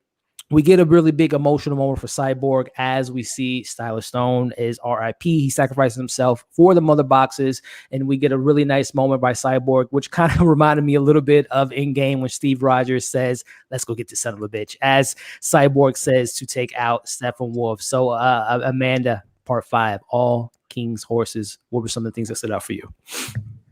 All of it. Like I'm just sitting here watching you describe it. I'm like, oh my God, everything happened in this part. Like it was just so good. I screamed when I saw the pregnancy test in the drawer. Yeah. I was like, oh boy, what happened? It's not Bruce Wayne's. It's not Bruce Wayne's. Not in this not in this telling, but there was another script out there that Lois Lane was a little lonely at night, and she put the back signal. She had a booty call, ladies and gentlemen. But go ahead, Amanda. But these scenes right here, when Cyborg sees the visions and stuff like that, it's like Lois is the key. Lois is the key, as we see, and Bruce even says it afterwards, and he tells Diana, later on, that he saw the Flash and he said that she is the key. So even in this scene in particular, she was the key when Clark Kent came back, and that shot of him in the sky, breathtaking. And she saw him absolutely beautiful. So the whole fight scene, I enjoyed it. And even in the thing is that in Justice League, there were some similarities. I personally don't like the part where Superman's turning his entire face to go follow the Flash in that fight scene. That's the only part that I didn't really like. But everything else worked. Again, the coloring of the entire scene looked better. The Kal-El no scene, that whole line was great. But again, it's just visually stunning because Zack knows the powers of each of these characters so incredibly well, and we see that. And I think that's the best part. That's the one aspect that only Zack Snyder can bring to superheroes, is that he understands the source material. He's so incredibly detailed, and that's why we get these fantastic fight scenes. Especially, my favorite thing is when Wonder Woman is fighting Superman in the headbutt, and then all of that, and I'm just like, oh my God! When he went up and then he headbutted her to the floor, I was like, oh my God, I should be pissed off, but that was amazing. You know what I mean? So the whole thing was so much better. And that Lois was the one to like bring him back and center him, and then they flew off to the Clark Kent home, was just really great. And then again with Silas and Victor, heartbreaking. It was heartbreaking. Like that's his dad, and like he risked, you know. And then I remember like even Aquaman was having that conversation with Diana. It's like life for a life. So who are we going to trade here, right? And then that's what ended up happening. And just to go back to that whole graveyard scene, I loved it.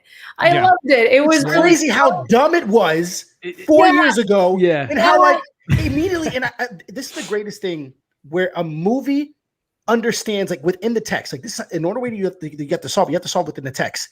They bring up the fact that like, you know, we could do this really, really quick. Yeah. Like, it just doesn't feel right. Yeah. Thank you. Exactly. That's all you got to do. And then you can progress. You can just progress. It's so smart. Yeah. But even like, I preferred this Diana Arthur scene, obviously, over the Lasso of Truth situation in Justice League, because they're talking about their ancestors and like what they did.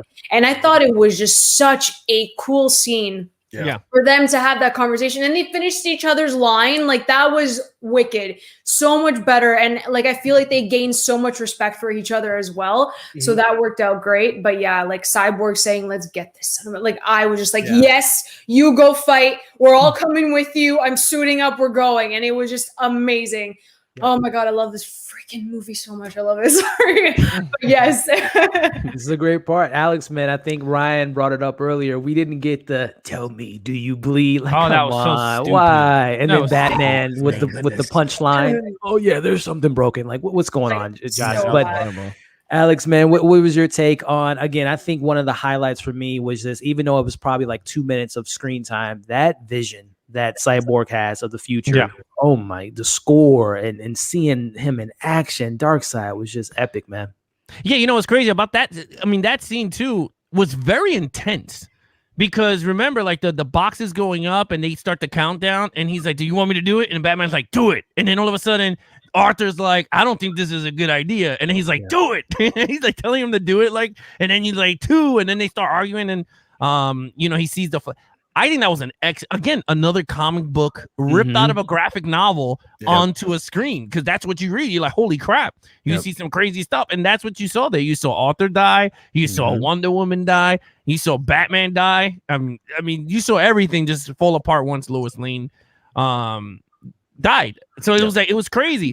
So, and then the fight scene and it's crazy how that we already saw the Josh Whedon 2012 version, but you seen the same scene, but it just a different cut, a different color grade, and it felt like totally a different scene altogether. And the only thing I did miss though from the Josh Whedon in that scene was when Cyborg's thing goes off, his defense mechanism, and they were going no, because they all start going like they knew what was gonna happen. So I thought that was pretty clowny, but I was like, you know what, it kind of fit in that part because you didn't want to piss off the strongest one in the whole group. But I thought that was one of the best scenes. He's like, oh my, and then he cursed. He's like, you know, oh shit, like my defenses is like picking this up. And I love the Flash because his face throughout that whole thing was he was just like, oh, he was like, oh my God, like his favorite icon is back to life. He's about to get his ass whooped from his favorite icon. And that was so cool. And then right to the part where the Flash is running towards him, right? And then he moves out the way and he hits Aquaman into the wall. Yeah. Awesome. I thought that was funny. That was great. And and then when he saw Batman, I thought that was really cool because you did see the gauntlets. braces. Yeah, the gauntlets come in handy because he would have been dead anyway. But I thought that was cool. Flash scenes right into the Cyborg and his dad dying. Yeah. That is one of the most emotional scenes I think I've seen in a movie in a long time. Because he was like, even when he's like crawling, because it just so it hurt. I felt it because he started to like that, and you saw the eye drops, like his real crying was like you see the drops, and I was like, holy crap, like this is really good. And Arthur Curry in that scene was amazing. when he goes, "You're asking someone that lost it." Like, you see what happens? He lost his dad because of us. Like, you just see what, and all that because what Superman doesn't know who he is. We don't know if that's him. And then Batman comes in. He goes, he knows who he is. He recognized her. He's like, who? And then she's like, Lois Lane. And I was like, oh damn. But that's the thing. Like, this scene sets up so like the finale that is so good, because isn't this whole part when they go to the Batcave? Yeah, that's the next part. Right? That leads into the next Oh, part. that's Yeah, part something. 6? Yeah, something darker. Yes. Yep. Oh, well, okay, yeah. All right, so then I'll talk about it in part 6. But other than that, look, I agree. Part 5 and 6 for me is my joint. Yeah, to be honest with you, I could just pop 5 and 6 back to back and just like Just watch it. just It's watch like, it. it's like its own little movie, to be honest. Exactly. Great Yeah. point, dude. And that's why I love that it's broken up like that too. Like, do I want drama?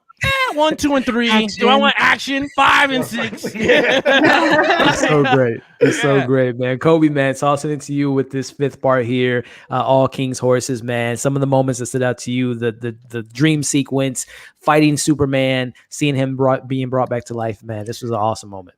So the teasing of the nightmare scene throughout the entirety of the film was definitely tough, because like we know all the promotional images that we have of like this extended nightmare scene, and I'm like, oh my god, is this it? Is this the nightmare scene? Is this it? Is this the nightmare scene? I have no idea how long it's gonna be. And it's like, oh my god, is this it? This doesn't look like it, but this is cool. Like it was pretty cool. It was pretty cool, like to kind of experience. But the fact that like at the beginning of this part, you know, we've got the crew at the grave, and we kind of already talked about it. And like this is a scene that breathes and asks for a little bit of levity and lightness to it, right? Like the fact that like you know, like I said, Barry's like a kid, and he's checking out like this goddess, and he's like, you know, you think I have a chance with her? You know, I think so. You know, the line, she's 5,000 years old, Barry. Every guy's a younger guy.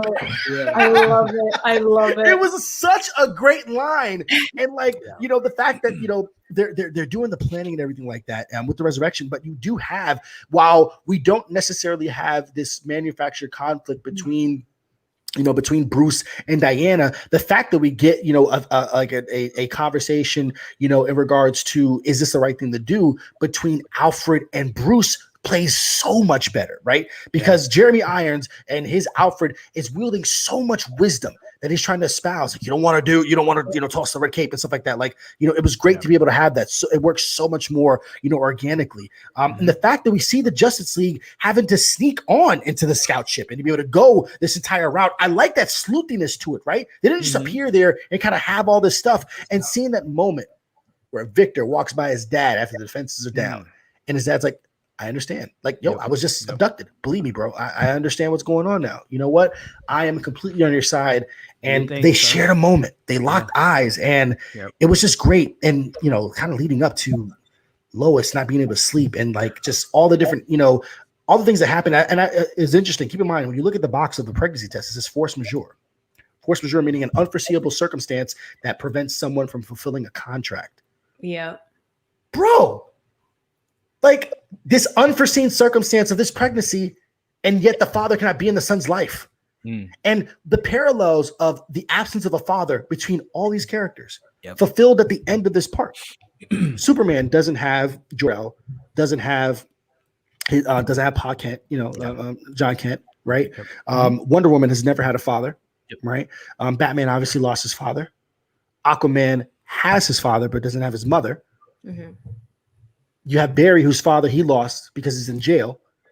And then now it's kind of fulfilled at the end because sadly Cyborg loses his father. And then his father sacrificed himself. He knew that, yo, no matter what, Steppenwolf was about to get this, but they need to be able to track it down. And hey, this is foreshadowed earlier inside of this film that this particular element is like, you know, burning hot. So like, I'm going to activate the laser. And like, it gives so much more of a weight and motive to what Cyborg and like why he's being a part of this group. It's amazing the drama that's being built at the same time by dealing with the rising tension in the action. I thought it was like really, really great. And, you know, just knowing the vision that happens inside that nightmare scene and like how that can essentially still be fulfilled. It's really awesome, you know, and you see the difference in regards to the power set between how we saw Darkseid earlier in the film 5,000 years ago versus what we can imagine this Darkseid now. And his greatest weapon is the fact that he can control Superman. And it's further foreshadowed that we have in this scene how the Flash uses time travel. In 2017 Justice League, the mother box hits the water at the birthing fluid at the exact same time as he touches it. Here, it hits too early. He has to rewind time in like the most subtle way. It floats back up. I'm like, wait, that's definitely different. This shit floated back up, and then he did it. You're like, oh. And he's even scared of his ability. He even says, "I don't like doing it because it breaks the rules." But so it's he says so much there. You go ahead. Didn't he say like when he goes faster, he goes way again, setting the stage for his solo film, right? Even Kolby said this sets Adam. We got Adam, a little name drop. I wasn't the biggest fan of how Jimmy Olsen was used in BVS, but we get to see Adam having some connections there. And something you mentioned, Kolby, that just was like a kind of a light bulb moment for me. You mentioned when Silas sees Vic in the hallway and they acknowledge each other. That to me just kind of playing into my head now. His dad was never there in his football game. He never saw his son in action, but now you get to see his son in action as a superhero. And he's like, you know what? I'm here for you, son. Do what you got to do, which is a great callback to just that father and son moment. And he, unfortunately loses his son moments later, or his dad moments later. So man, Zach, man, he's hitting us with emotions, man. He's hitting us in the feels, man. And granted, we've gone through 5 parts of this now. And if for those that are watching and listening, it may seem like this is a love fest, and it is. I'm trying hard. I am a fair and balanced film critic, and I'm really trying hard to see like the things that folks what it sounds like the folks that didn't like this from the beginning weren't planning on liking it, and we're going to find things to be able to pick apart. And I'm just like, more and more as I talk about it, I'm falling more and more in love with this movie. Yeah. Hey. Restore the Snyderverse. We're gonna have that conversation here rather than later, guys. So let's wrap up with these epic moments here. We get to this next moment, part 6, which is titled. Let me go over to it here. Something darker. Something is coming. Something is sinister. Something is going on in this universe that Zack Snyder is creating, as we see on the screen here. This was a great moment. Again, I wasn't the biggest fan of the use of Martha and his mom or Lois Lane, but Martha. But I love that moment there. And listen, I said it in my review, and I still stand by it. I think Henry Cavill was perfect in this movie. I think I wanted more of Superman, but I thought that he was just perfectly used in film. Batman brings the League to the Batcave. We get the little joke of this is Alfred, I work for him. But more importantly, in this shot, again, planting the seeds. I don't know, I had a premonition, I had a dream, something darker, which ties back to BVS, which ties back to the nightmare sequence that we'll get to at the end of this film. We get the League coming up with the plan of how they're going to take down Steppenwolf's defenses. Superman, this moment here, Listen, man, I've never been a Superman fan growing up just because I just never really resonated with the character. I was more of a Batman fan. Henry Cavill is my Superman. Henry Cavill is my favorite. This is no disrespect to Christopher Reeves. This is no disrespect to everyone else that's worn the cape. It's just something about him and him getting the suit, the VOD, like Alex mentioned earlier, with Victor Stone hearing his dad on the voice recorder, but hearing his two fathers talking about the suit, him embracing the suit, him taking flight. Again, recreating this imagery here of him being risen to take on, the fight. We see the Justice League coming together. They're taking on parademons left and right. Everyone's being a badass. They're fighting Steppenwolf. We see Wonder Woman getting her round 2 with him. We see Arthur coming in the mix, having his, when he's surfing on the parademon. We get that in the film. Again, Wonder Woman being so awesome and just taking out people left and right. Superman, not impressed. Really great line there. But with all that being said, Superman, he's beating ass and Steppenwolf, laser beams, cold breath, all that stuff. They still lose. So with them losing, we see Barry has to run faster than he's ever ran before. I love the voiceover there. I love the visuals of the Speed Force I wish I would have saw this on the big screen because it would have been incredible. The score. This is, again, we talked about, I know Amanda, Ezra Miller not really working, but him in the, I don't know what Zach was able to do with him in those sequences and the look and the feel. It's like, so good. We see at this point, they're able to get the, we have Cyborg who's in the mother boxes. He sees this vision, as is alluded to early in the film, the mother boxes shows you your fears, which he says, I'm not broken. I'm not alone, which is a great callback. And again, the emotional beats to this character. We wrap up with the League taking out Steppenwolf. Aquaman stabs him in the back, chops off his head. Wonder Woman chops off his head in such an epic way. His head goes through the boom box of the boom tube. We see Darkseid there, get the Armada. He's coming. He's looking at the Justice League. This is, again, setting the seeds. We got a Granny Goodness. We got the side on his side.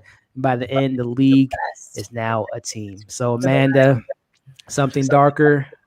Let's talk about it. Oh, my goodness. Every part just gets better and better. It's unreal. I absolutely adore Henry Cavill as Superman. And I think that in this film, he has become a fully fledged character. It is a well-rounded Clark Kent, a well-rounded Superman. From Man of Steel to BVS, we've seen him struggling with his humanity, and then we've seen him struggling with the symbol of Superman and what it means. And now with his resurrection, he's fully formed, as we see. And I think it's just a beautiful arc for Superman. Of course, I want 5 million Man of Steel movies, like, obviously. I need them. But, you know, like, if this is what we're gonna get, I'm perfectly content with it as well. He deserves better, to be perfectly honest. He deserves an entire trilogy, saga, whatever you want to give Henry Cavill. He is absolute perfection. The black suit is stunning. It is absolutely stunning on him, and it just works so well. I love that he went ham, to be perfectly honest. Like, he was just beating him to a pulp. And you saw, like, for a minute there, I was like, all right, Soups, I think he gets the point. Chill out, son. Chill out, my dude. Like, I didn't even care. I'm like, yeah, go get him, bro. That's why you came back. And that's why he fought so hard, is because that's why they brought him back. He's like, they need me. I gotta go. And then he just went full force. That not impressed line, the delivery, I knew shit was about to hit the fan. And literally that's what happened. So he's just absolute perfection. I adore him. And again, the first flight, beautiful. Goosebumps, tears, just hearing the score again. It's just absolutely stunning work. And again, Zack knows how to visually show Superman and his power. It's fantastic. And then, like, them fighting as a team, incredible. Like, all of them, especially I think Cyborg and the Flash being like that connected to each other, I really enjoyed. And again, like, Flash, that whole scene. I know that I said I have my peeves with Ezra, but Zack Snyder, dear God, what you did with the Flash, and that's like, I lost it. I was screaming. I'm like, he's doing it. He's doing it. I was just like, it's amazing. It was perfect. It was perfect. Like, how can you not, if you're a Flash fan, you're living right now watching that, I swear. Right. So that was awesome. And then, like, you saw Aquaman, like, full force. And guess what, guys? Diana went for the freaking head. She went for the head. Thor didn't do it, but Diana went for the head. She's like, enough of this shit. I will cut it clean off. You're going back. And that's it. Right? So, like, you see the differences. Like, she's just a freaking warrior and a half. It was wicked. But my favorite shot is literally all of them standing there. The score, when that scene played out, it's beautiful. It is the most beautiful thing I have seen in a comic book film in a very long time. And I think that's going to be, like, my desktop background for, like, the rest of my life, because it's just perfect. Well said, Amanda. Well said. Before I toss to you, Alex, I do want to acknowledge hosting the show, running the panel. I missed some super chats. I do want to give a quick shout out to Ashley. Thank you for the super sticker. And then just a quick question here that I believe Dark Energy 17 brought to the panel. If we want to just quickly run through, it says, let me move this out of the frame here. He says, I don't like that the superhero tropes that their parents die. Why can't they, the superheroes have two parents in their lives, like Miles Morales? Well, look, it's the DC, not the MCU, and I mean, it builds character. It tells the story. Again, we're dealing with these gods that are amongst men, and in regards to not having their parents, again, I think it just builds their character and shows you that even though they have so many things that have been taken away from them, they don't have the luxury of having parents to lean on, like a Miles Morales, or even like, you know, Tony Stark had his parents for most of his life before they were taken out by Bucky in the MCU or whatnot. But it shows you that even though they didn't have their parents, they still went down the right path. They still became heroes. They still want to save people, even though they were kind of shortchanged and having not a particular upbringing. So, Amanda, did you have any takes on? And again, by the way, even if I disagree with the comment, Dark Energy 17, thank you so much for the super chat. But Amanda, did you have any comments about lack of parents in the DC universe? I think that's what drives the characters, to be perfectly honest. Like, you know, Batman losing his parents at such a young age, like that's literally embedded in who he is and what he became, you know? So a lot of these connections can be like one parent, or the same thing with the Flash, like losing his mother. Again, like there's an attachment to that storyline and like how he becomes, you know, the Flash as well. Like it's rooted in so many different things, and you get an emotional connection with these characters because of their love for their parents and that connectivity. Not saying that obviously Marvel, you know, has their own connection to these characters. Like we can't forget that like Peter Parker, Uncle Ben, that's a massive one. And like personally, like in all honesty, Uncle Ben is kind of the heart of Peter Parker and the heart of Spider-Man. We see that, and he drives him to become Spider-Man. And, you know, with great power comes great responsibility. That line's just not placed there for like shits and giggles. Like it literally puts it in his mind and moves him forward. So, you know, is it tropey? Of course, I completely understand that, but it does push the character forward in the development. And I think it's fine for me because it resonates with someone, right? And that's why I'm connected to the characters. And there's a line that Bruce Wayne says in BVS that I've outlived my father. You know, in my legacy, he has to create his own path. He has no playbook to play off of. He has to create, you know, he's Bruce Wayne and Batman. But Alex, your take on this comment here, does it bother you that there are missing parents in the DC universe? No, because I mean, honestly, these heroes still have some type of parent with them. Look at Superman. He landed with Jonathan and Martha Kent, and they raised him as their son. But guess what? He has the crystal to talk like with his dad anyway. So he has two parents. He got like more parents anyway. You know what I mean? And I mean, all joking aside, but he did raise with a family with Martha and Jonathan Kent. They showed him his morals, put him in that right path that even Jor-El wanted him to do. Right. So they technically still the same path. Same thing with Batman. Yeah, he did lose his two things, but guess what? He had Alfred, and Alfred knew their parents and how they wanted to upbring Bruce in the world. So everyone has some type of parent in their life. Granted, it's not their real parents, but it's someone that still will put the positive light and put them on their direction in the DC. But you know what?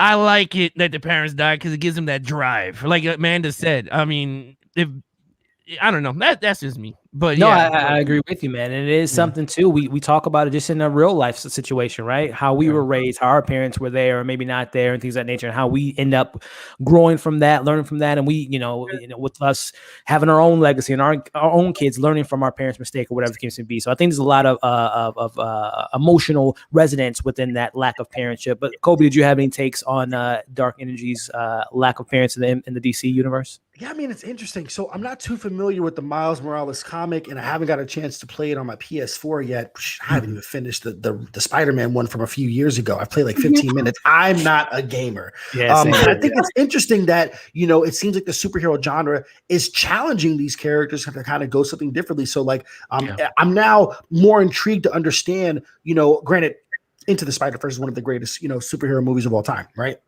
Awesome. And the fact that this young boy had both of his parents, it challenges him differently in regards to his choices, right? And that's essentially what Great Loss does. It challenges the choices of these heroes versus becoming a villain, right? All of these heroes had a choice to be able to make because in the moment of like this great grief and loss, they could choose that that's going to either empower them to be able to take vengeance or empower them to make sure that no other young boy or young girl can feel what they're feeling right now. And I think that's a beautiful thing that we explore with these heroes, is the fact that like they have suffered and that's what propels them to be able to do good. Right. Where villains have suffered, sometimes equally, but the choice that they make is essentially to be able to further inflict suffering on others. Right. So while, yes, it can be tropey because it seems like that's just how it always is. It is interesting that now this new age of superheroism is going in a different route. So, I mean, I think big ups to Miles Morales and characters like them that are going to kind of change up and not rely on the trope. But trope, nonetheless, is still something that I feel like is effective in regards to storytelling. Yeah, every genre has a trope. It's just a matter of how you execute the trope and how you, how it fits into the narrative. Is it forced? Is it, a little over, pushing out something? And it's just how you execute it. So to go back, and again, thank you so much, Dark Energy 17, for the great question, for the super chat. And thank you to everyone that's tuning in live. Make sure if you haven't already to like the video, share the video, subscribe to all these great content creators because they got a lot of great stuff on their channels. But tossing it back to the conversation, Alex, we were talking about something darker. The moments that we get in this scene here, the return of Superman, we got the League taking on Steppenwolf for the second time, but now, as you mentioned, Alex, they're a team now. They're working together as we see, Aquaman stabbed, Wonder Woman cut off the head. What was your take on this epic 6-part here? It's one of the best team ups I think I've seen in a long time, and told right. Like, I don't care about the backstories of how they, whatever. We all know what the characters do and who they are. It doesn't make sense for the movie final, because sometimes I feel like most of these superhero movies, they rush the shit out of it just to end the movie and put the credits up. And I I know everybody's like, it's 4 hours to tell a story. You know what? I prefer 4 hours if you tell me a great story than a 2 hour rushing and just so we can get to a sequel. And I gotta wait 10 years just to continue. So with that, this final was so amazing. Because Batman was willing to sacrifice himself, which he didn't tell the group. He did not tell the group. He was just like, you know what? What happens when the thing goes down. So he was gonna sacrifice himself, which I was like, but even Batman was badass in this, because we didn't get this version in the other 2017 when he's flying the Batwing, or whatever you want to call it. Let's just call it the Batwing. Yep. Yeah, the Batwing, and he shoots the first missile.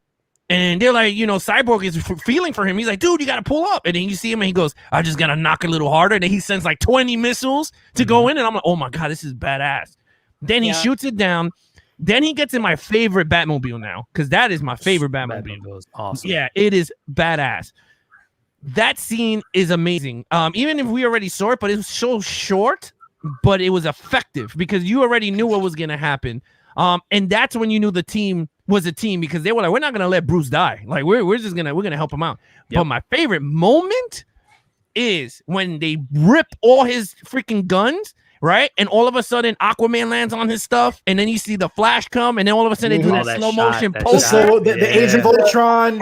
Superhero photo. Yep. Picture. But this one was more effective than Age of Ultron. That to me was more effective because of It's a pretty picture, but keep in mind, they literally did that just busting through a building. Like there was nothing. Yeah. there was no foes on the other side. No. You know what? What's funny though? You know what's funny though? Like that is in the cut. So Joss Whedon looked at that and didn't. He's like, "Nah, we'll scrap that." You know what? I did it in Avengers. I don't want this in DC. Yeah, exactly. Like, diarrhea. Oh God. Yeah. So annoying. That was cool. I love when he blew up the hole so they could jump in, and then they shoot the Batmobile, and then it just flips, and then he pops out, and I was like, "Oh, this is Batman's turn." Yeah, and all bro. And that was another highlight for me was when he ejected. You saw the Gatling gun. I mean, what is it called? The stupid. Now I'm like brain dead. But when he shoots the gun and you see it attach, and you see him just fly across, and I was like, "Oh, this is awesome!" And then you see him swing and kick the guy, and there's that throws the bomb, and I was like, "Oh my God!" Then you see Aquaman come in. But when you see Barry starts to run, and he's like, to Victor. generate that charge. Yeah, he goes, Victor, I got it. Yeah, he goes, I got it. Let me know. And all of a sudden, you see Steppenwolf come in and interrupts him, and I'm like, oh my God, someone's gonna trip the Flash, and we're gonna this is gonna be screwy. One thing I thought it was gonna happen was I thought we were gonna see Nightmare Batman from him getting hit. I thought it was gonna go right into Nightmare Batman because you're gonna see the chaos. Yeah. Right. Yeah. So I was like, wait a minute. Interesting. Yeah, I was like, oh, we're gonna go into night, but and I loved it because once he healed, which I thought it was pretty cool, is that he healed. Mm-hmm. And once he healed, he did the Jonathan Kent stop when he put his hand up. That's so. I was trying to remember what I said. That's a good call. It was Yeah, such it was such a flash thought. Like he had to make sure, because if he did it, he was gonna get caught by the blast. He had to make that instantaneous decision to be able to move super duper fast to kind of avoid it. And oh my gosh. Yeah, he did the Jonathan stop, and then all of a sudden I was like, okay, so now we're seeing Zack Snyder's Speed Force version. Yep. And I thought it was amazing because we saw the CW version. We've seen that version so much with a budget like that. Yeah. But this one I thought was great because while he was running, you saw everything attach itself back. And I was just like, yo, this is badass. There's never been a depiction like that. No, never. Seeing the Flash as he's reversing time, it reconstructing itself so much so where you see the heroes, Superman's bones blood, and yes, blood. Yes, man. I was like, oh my Yeah. God, that is wild. Attention to detail. Seeing Cyborg's skull reconfigure back together, like that was so like epic. You're right, Amanda. Like Zack just has this fundamental understanding of depicting superhero powers. It is absolutely insane. Yeah, it's very insane, and even the fact that like, even once everything came together, he touched him, and then that mother, he's like opening up the whatever, and he's like, Superman, and Superman came and did his thing, and I love that with the portal, and that's another to me is iconic thing, where Thanos is more, he came out and he whooped, the was it Thor? He whipped their asses and everything. This one was more confrontational because they're in the portal and they were like, you know what? We send your ass a message. If you come to Earth, we're gonna whoop that ass because they sent the dude's head and everything through the portal. And he stepped on it and he's like, you know what? Get the ships ready because we're going to Earth. Like, you know, old school way that he said. Just so I know, and for the people that are out there that may have not only were the mother boxes and essentially the Unity. It's what is facilitating the pathway to Earth from hundreds of millions of light years away. Okay, so it was so them coming together was not only going to essentially like change Earth, but also open the portals. Okay, So I wanted to make sure because I feel like the boom tubes were opened up, and they weren't always. It seemed like there was a little bit of incongruence there, where they kind of they weren't opened up dependent upon one another. But I guess for the size of that armada, all right, I'm cool with that. Yeah. So when you notice when it started to fuse, it started to crack open a bit. But then once he started to start sealing it itself, you started to see it shrink a bit. And that's the last image you saw of them until Superman just popped that damn sucker open. And the last thing he saw was all of them going, "We're here, bitch, and let's see what you're gonna do. Let's go." Like, let's. So to me, it's a fantastic. Part 6, fantastic. Incredible. Kolby, man, something darker, man. What were some of your bigger takeaways from this part? I mean, there's so much you guys covered. The fact that we get Lois and Clark uniting inside that field, and the scene just feels so much better, so much richer. The Justice League going to the Batcave for the first time, and like Flash being like a little boy. It's really cool. And then them kind of like making this plan of attack, and then getting like this homage to some of the greatest moments inside of Man of Steel, where we're seeing Clark as Superman learn to fly. And the thing that I have to remind myself is that remind me, guys, what is the time difference between Man of Steel and Batman v Superman? It was like less than 6 months. It's 18 months. 18 months. Yeah. Superman has been Superman for because Man of Steel essentially is his first day on the job. Like we have to understand that, right? And then he's been Superman for a year and a half, and ultimately died. Like he's still so new at this. Still young. Yep. He's still so new at this, and it's like it really is amazing seeing this. And like, man, I want so much more Henry Cavill, and the color grading, the effects into everything that happens inside of Russia comparatively to 2017, it's just exponentially better. It makes more sense.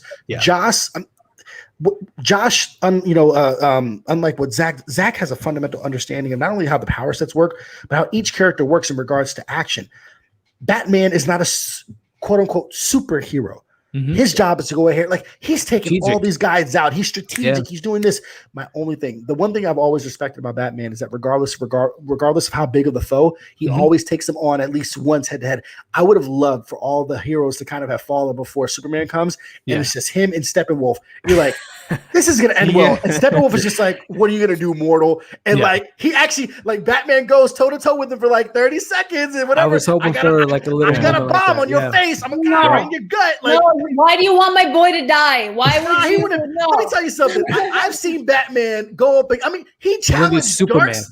Like that's what I'm saying. Like, oh my god, I will never forget inside the Batman Superman animated series when Superman makes that cameo inside of Batman, and he comes up to him. Oh, like he's never gonna step down from him. Yeah, but like he was still great. I mean, the action is amazing inside of the scene, and obviously the greatest KO in superhero history. You put that up there. When the Hulk does puny God to Loki and stuff like that, you get the 1, 2, 3 combo. Like the freaking you get the in the back, and then the Superman punch and like my man Darkseid just squishes that thing like it was nothing. I'm like, all right, like I cannot wait for more of this. It was truly amazing. And like I said, like we talked about with the depiction of Barry and the Speed Force, like I've never seen anything like it. And it's so I've just watched that last sequence over and over and over again because it's gorgeous. Yeah, it's incredible, man, and it's a great way to finish up the film. But no, there's an epilogue. And before we get to this epilogue, part 7 here, shout out to Jay Manley with the super chat. Quick question for the panel: what do you think of seeing Granny Goodness standing next to Darkseid? So Granny Goodness is to put it in layman terms, she's a warrior. She trains a lot of Darkseid's minions. She has. We'll see Ava DuVernay. She's supposed to be doing her New Gods film, and we might learn more about her. But I thought it was cool. I thought Granny Goodness, she's a really awesome character, and hopefully we see more of her in the future. Amanda, did you have any thoughts on seeing Granny Goodness on the side of Darkseid? Yeah, like you said, like it's pretty cool. And if it's like a link to New Gods, which hopefully we get something someday, right? What is it? Like Ava just has a new show as well. Like it's called Naomi on DMW or something. Yeah, and I'm like, oh, so that's DMZ. I think I'm sorry. Yeah, like that's happening. And then the New Gods was announced like I don't know 2-3 years ago. We got nothing. And we got Granny Goodness. Like let's pick up the pace. You know what I mean? So yeah, it was cool. So to have that link and hopefully get to move on. Yeah, I mean, to put it in perspective too, Jack Kirby's New Gods is the inspiration behind things like Star Wars, the Eternals, which was created by Jack Kirby as well. So, I mean, New Gods, Apocalypse is an amazing set of characters, and Granny Goodness is a great character as well. Alex, man, did you have any takes on seeing just a glimpse of her in this film? Honestly, I didn't even know who the hell that was. To be honest with you, I mean, they didn't focus much on her. They just had her as a side character. So she was super tall, bro. Like super tall. Like in my mind, Granny. Like so, I remember Granny Goodness from Superman the animated series. Mm-hmm. Like my dream casting was always to have Kathy Bates. To play Granny Goodness. I don't know what it is. I'm just like ever since I saw Kathy Bates do her supercharge up inside of the Water Boy, I'm like, that's Granny Goodness right there. Just I want to see it so bad. Yeah, we'll see who they cast in that because I think she was. I didn't watch much of Smallville, but I believe she had an appearance in Smallville as well, the live action version of the character, and of course we get it in Zack Snyder's verse. So again, Ava DuVernay. Once we finally get that film, I would expect that they're gonna, have her being a big part of New Apocalypse and the New Gods and all that stuff. So, but again. Thank you so much, Jay Manley, for stopping by, my friend, and giving up the super chat. We really appreciate it. But wrapping it up, ladies and gentlemen, with this prologue, or this epilogue, I should say, which was titled "A Father Twice Over." As we kind of wrap up the film here in such an epic way, we see a lot of happiness. We see fathers reuniting with their sons. Barry Allen has a job now to help his dad out. We get Bruce Wayne buying the bank to help Martha out, as well as the congratulations of a new son. Look at that suit. Lex Luthor, he suited up, and my man Joe Manganiello. Come on, man. You telling me that the guy that directed The Raid was going to be the director of a Joe Manganiello Deathstroke's Wade Wilson film, and he was going to face against Ben Affleck in the bat? Oh, come on, man. Anyway, we get this moment here. We don't get they're not setting up the Doom, Legion of Doom, but instead Lex Luthor gives Deathstroke the name of Batman, an eye for an eye. And I believe in this iteration, Deathstroke's son's death, he blames Batman for the death of his son. We see a really interesting moment. Kolby, you brought it up earlier. When's the nightmare? When's the Joker coming up? Well, we get the nightmare sequence. We see in this future, parademons have evolved. We see that Batman, Mara, Flash, Cyborg, Deathstroke, and the Joker are all a team now. They have this. We're going to talk about this scene. I'll be the bigger man. We'll talk about this moment of giving wraparounds and all that good stuff here. But we get the ending here with the Joker, Batman talking, and we end the film with Martian Manhunter meeting Bruce Wayne, talking about, Darkseid is coming. We got to prepare. I was sent to Earth to be a protector. I'm now ready to fight, which I don't know, man. Yeah. Why weren't you in the fight? It almost reminded me of Infinity War. Uniting the Seven with Wanda being up there with, like she was up there the whole time. Why was she up there the whole time? What the hell are you doing, bro? Anyway, the anti-life equation is on Earth, and they have to protect it. The film ends in a beautiful way where it says "for Autumn," which was a great moment. And again, thoughts and prayers go out to the Snyder family, but. Yes. Amanda, this last part, this epilogue, we got a lot of stuff to cover here. A question. Can I go? Because I have to go now because my wife needs me for something. Alex, before you head out, yeah, my friend, you want to let people know where they can find you and all that good stuff, and any final words for this film, man. Yeah, I will say is that this final, I enjoyed it. I thought it was very good. I thought the way they ended everything was great. Just sadly, I don't think we're getting a sequel to this. I mean, that's the only thing that sucks. The fact that Zack Snyder said that Green Lantern was supposed to be in the movie, and Warner Brothers told them not to use him. I don't understand why not, but that sucks. I don't understand. I still don't understand why they will pull Jon Stewart from Zack Snyder. I don't know, man. It just pissed me off. But I think the way the Bruce Wayne buying the bank, like you said, I thought it was amazing. Him saying congratulations on being a dad. I think that's why he said congratulations to him at the end of the movie. Okay. So I think that was pretty cool. I mean, that's just a theory. I don't know if that's what he meant. But I mean, other than that, look, guys, if you want to follow Levels of Geeks, I'm on Monday, Wednesdays, Fridays, and every other Saturdays in the morning with Good Morning Gotham. We break down DC movies, comics, and everything in the world of DC. Fridays is the Horror Files, where we break down horror movies and investigation style. And then Monday and Wednesdays are the Jack of all trades shows. We talk DC, anything, only one with different, but everyone has a different co-host throughout all the shows. So other than that, yeah, you can check out the description down below if you want to link up. Other than that, thank you so much, Amanda. Thank you. You can blow me back up. There you go. Hey, thank you so much, Amanda. Nice meeting you, Mac. Thank you for having me. No doubt. Always, Alex, man. It was a pleasure, man. Again, ladies and gentlemen, he will be live tomorrow. His live stream, him and Nate, they'll be having some great discussions. So check them out, and then as well as Wednesdays and Fridays and Saturdays. Alex, is always a pleasure, man. And we'll be talking soon, my friend. Yes, thank you so much. Thank you, guys. Bye, Alex. All right, care, bye. man. Bye. All righty. So with that being said, there were then 3 left. The Trinity. The Trinity is here, ladies and gentlemen. But Amanda, again, just kind of get into your thoughts about this epilogue here. A Father Twice Over. I loved it. Like I can't get enough of this. I am pissed off though that they are recasting Billy Crudup as Henry Allen. Scheduling issues. Yeah, Jeez, man. I hate that. I hate that line in Hollywood. Like, let's make it Come on. He's perfect. He is perfect. He's fantastic. He literally looks like a Barry Allen, or Ezra Miller, I should say, when he was younger. Legit. It's just like excellent casting, and Zach's like king of perfect casting. But yeah, like that scene was great with the Flash and his dad and like everything kind of like wrapped up nicely, I think, as much as they possibly could. I freaking loved the nightmare scene. I loved it. I thought it was filmed incredibly well. The standout was the Joker and Batman, that whole conversation. I literally screamed when he swore. When Batman swore, it was the greatest moment of my life. Yeah, I will fucking kill you. Like, Literally, like, I didn't want to say it, but like, because my voice is like way too high, it wouldn't sound good. But like, it was just fantastic. Jared Leto's Joker in this movie, Zack Snyder nailed it for what he wanted to do with this version. I absolutely hated him in the Suicide Squad. He was so freaking cringy. And like, he made me I loved him. I loved him.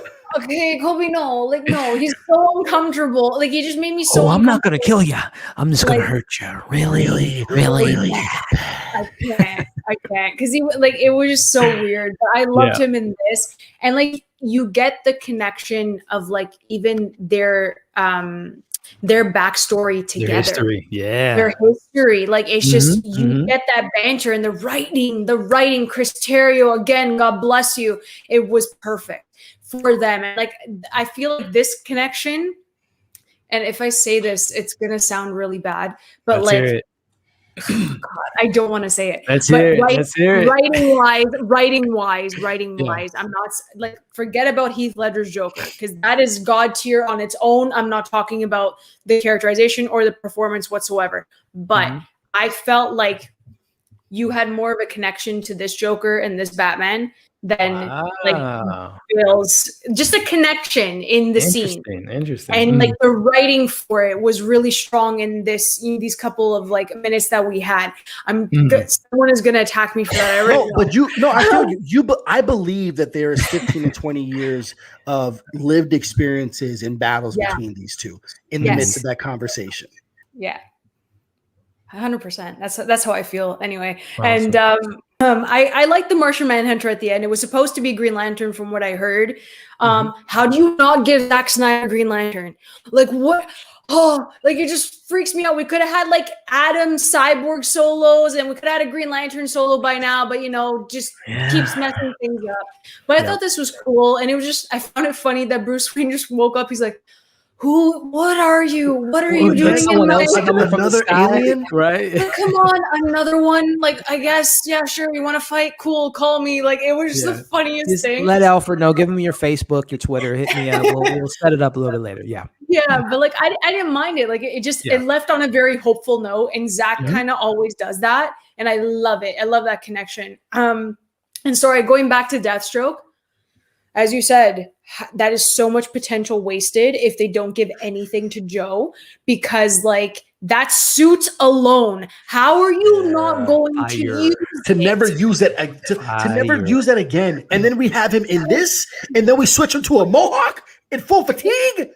Like what? I want the Injustice movie, to be perfectly honest. Like that's what I really want. Could you imagine Zack Snyder doing that? With all of the characters that he knows that he can really just visually show on screen. Like, my there's God. An absolutely fine script already to work off of. You invite somebody else to be able to give it, like, to make it a bit more cinematic. You have Zach for the these things write itself. There's a Deathstroke movie on HBO Max right now, bro, and it's really good. Yeah, the suit was fire. It was so good. Maganello. Let's get him. And again, his name is slipping me. Something. I can't think of his name right now, but if you guys have seen The Raid, and I think he has a show called Gareth Evans, and there's a show called Gangs of London. This guy knows action, and if he would have had the control of an assassin, elite assassin, and Wade Wilson, it would have been, and he probably would have casted Ecos Wise and having some cameos from The Raid. Please make it happen. Let's make a Deathstroke movie happen, ladies and gentlemen. But any other things that you have there, Amanda, with this final epilogue here? I just loved it. I thought it was like I know that everyone has nitpicks. I know that the nightmare scene should have been positioned like somewhere else. Like I completely get all of that, but at the same time, we got it. Like we got such great writing, and just visually everything was perfect. I thought it was perfect, and I know that like people are gonna jump on me for that, but like as a fan, like it was just pure fan service, all of it, but in a good way. You know what I mean? You know how you say like fan service in a bad way, but this was just like, thank you for giving us this. And like, we kind of know that nothing's really going to happen moving forward, but as long as we have this to hold on to, we're happy campers. So, yeah. Well said, Amanda. Tossing it to you, Kolby, regarding this epilogue here. And again, Joker, Batman, tit for tat. They're poking the bears. They're just waiting for someone to say the wrong thing for they could just go at each other's throats. But what was your take on this epilogue, man?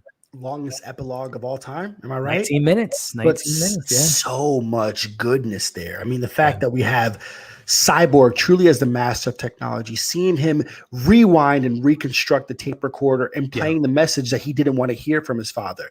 Yeah. And the fact that he immediately says, I'm your father twice over, because essentially, you died. And then but I'm still able to kind of live on, and having him be the narrative voiceover of this entire sequence, I think was such a great touch, seeing Arthur kind of go about his way and, kind of you see Mira and Volko kind of like I said, it's tough because I know for a fact that doesn't make sense to the better movie of Aquaman that I've seen.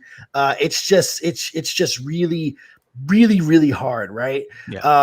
And it's like the fact that we get the introduction of Ryan Choi as Adam, and then Bruce coming back to Wayne Manor and saying that we need to make this essentially for the Hall of Justice. It's great. The Kents get their farm back. Victor and his parents. It's really beautiful. Gordon signaling the Batman and stuff like that. Diana with the arrow, and I'm wondering, is she going to return back to Themyscira? Right? Yep. Come on, like that is such an amazing prospect of what we can be able to have going forward. And then seeing Clark, being able to take like so classically open up his chest, and we see that black S. He's keeping the black suit. He's not going back to the blue and the red and everything like that. And then the nod to the old school Hackman. Lex Luthor with the colorful suit and everything was just great. And like, I plead everybody out there, hashtag release the Snyder Cut. It worked. Can we capture lightning in a bottle again to restore the Snyderverse? Because we cannot waste. I pray, if I'm Joe Manganiello, this is what I do. I'm hiring Gareth. Like, let's just shoot some stuff. Let's do Deadpool style and leak it, bro. Yep. Yeah, and I'm like, steal the suit. We will have no truth. Yep. All I need is 5 minutes. You give me a Raid 2 kitchen scene between him. Come on, bro. Come on. Hey, there's already some footage out there. They shot. Remember that test footage that they had that stroke on the plane? They've shot some stuff. Interesting. Put that out there and get that. Oh my strain gosh. going. And like I said, the nightmare scene, it's great. Seeing Mirror, I like that futuristic Flash with the helmet and stuff like that. It's really, really great. Why the specific collection of heroes and not heroes? And very interesting. Just how great the line was. It's funny that you would talk about people who died in my arms, because when I held Harley Quinn, she was bleeding and dying. She begged me with her last breath that when I killed you, and make no mistake, I will fucking kill you, that I do it slow. I'm going to honor that promise. Yes, sir. Is that not the best Batman dialogue in any Batman movie? Iconic. Like the delivery, man, Great. it was so good. It's great. We're And this just is the only time that they ever talk to each other. Because if I remember correctly, they have no dialogue exchanged in Suicide Squad. No, it's just Harley Quinn saying, "You're ruining date night." Yeah, they have no dialogue together. Yeah. The fact that my favorite Batman, and this is the first time he's with the Joker in the movie, Mm-hmm. and it's just in these this little couple of minute sequence, and it's great. Like, we get just nothing but profile coming from him, which is great. It's such a tease, and I just want more. I love what Jared Leto did with his iteration of Joker in Suicide Squad. I had a lot of fun with the movie, to be honest with you. I rated it a 7 out of 10. Yes, I rated Suicide. My apologies, 6 out of 10. I rated it 6 out of 10. Okay, I rated it 6 out of 10. On the Kolby told me scale, it's a fine/okay movie. But to be honest with you, this just makes everything feel so right. This is the ultimate payoff. And this is still separate from the main crux of the story. But this was Zack Snyder just saying, I don't know if I'm ever going to get a chance to be able to do this. Yeah. Right. So I just kind of want you guys to know that these are the threads that I would have been able to play out if I could have held the universe fully. And who knows? I mean, I think that there's still a promise that we can be able to get. But the ultimate promise that was kept was that, what he did for his daughter.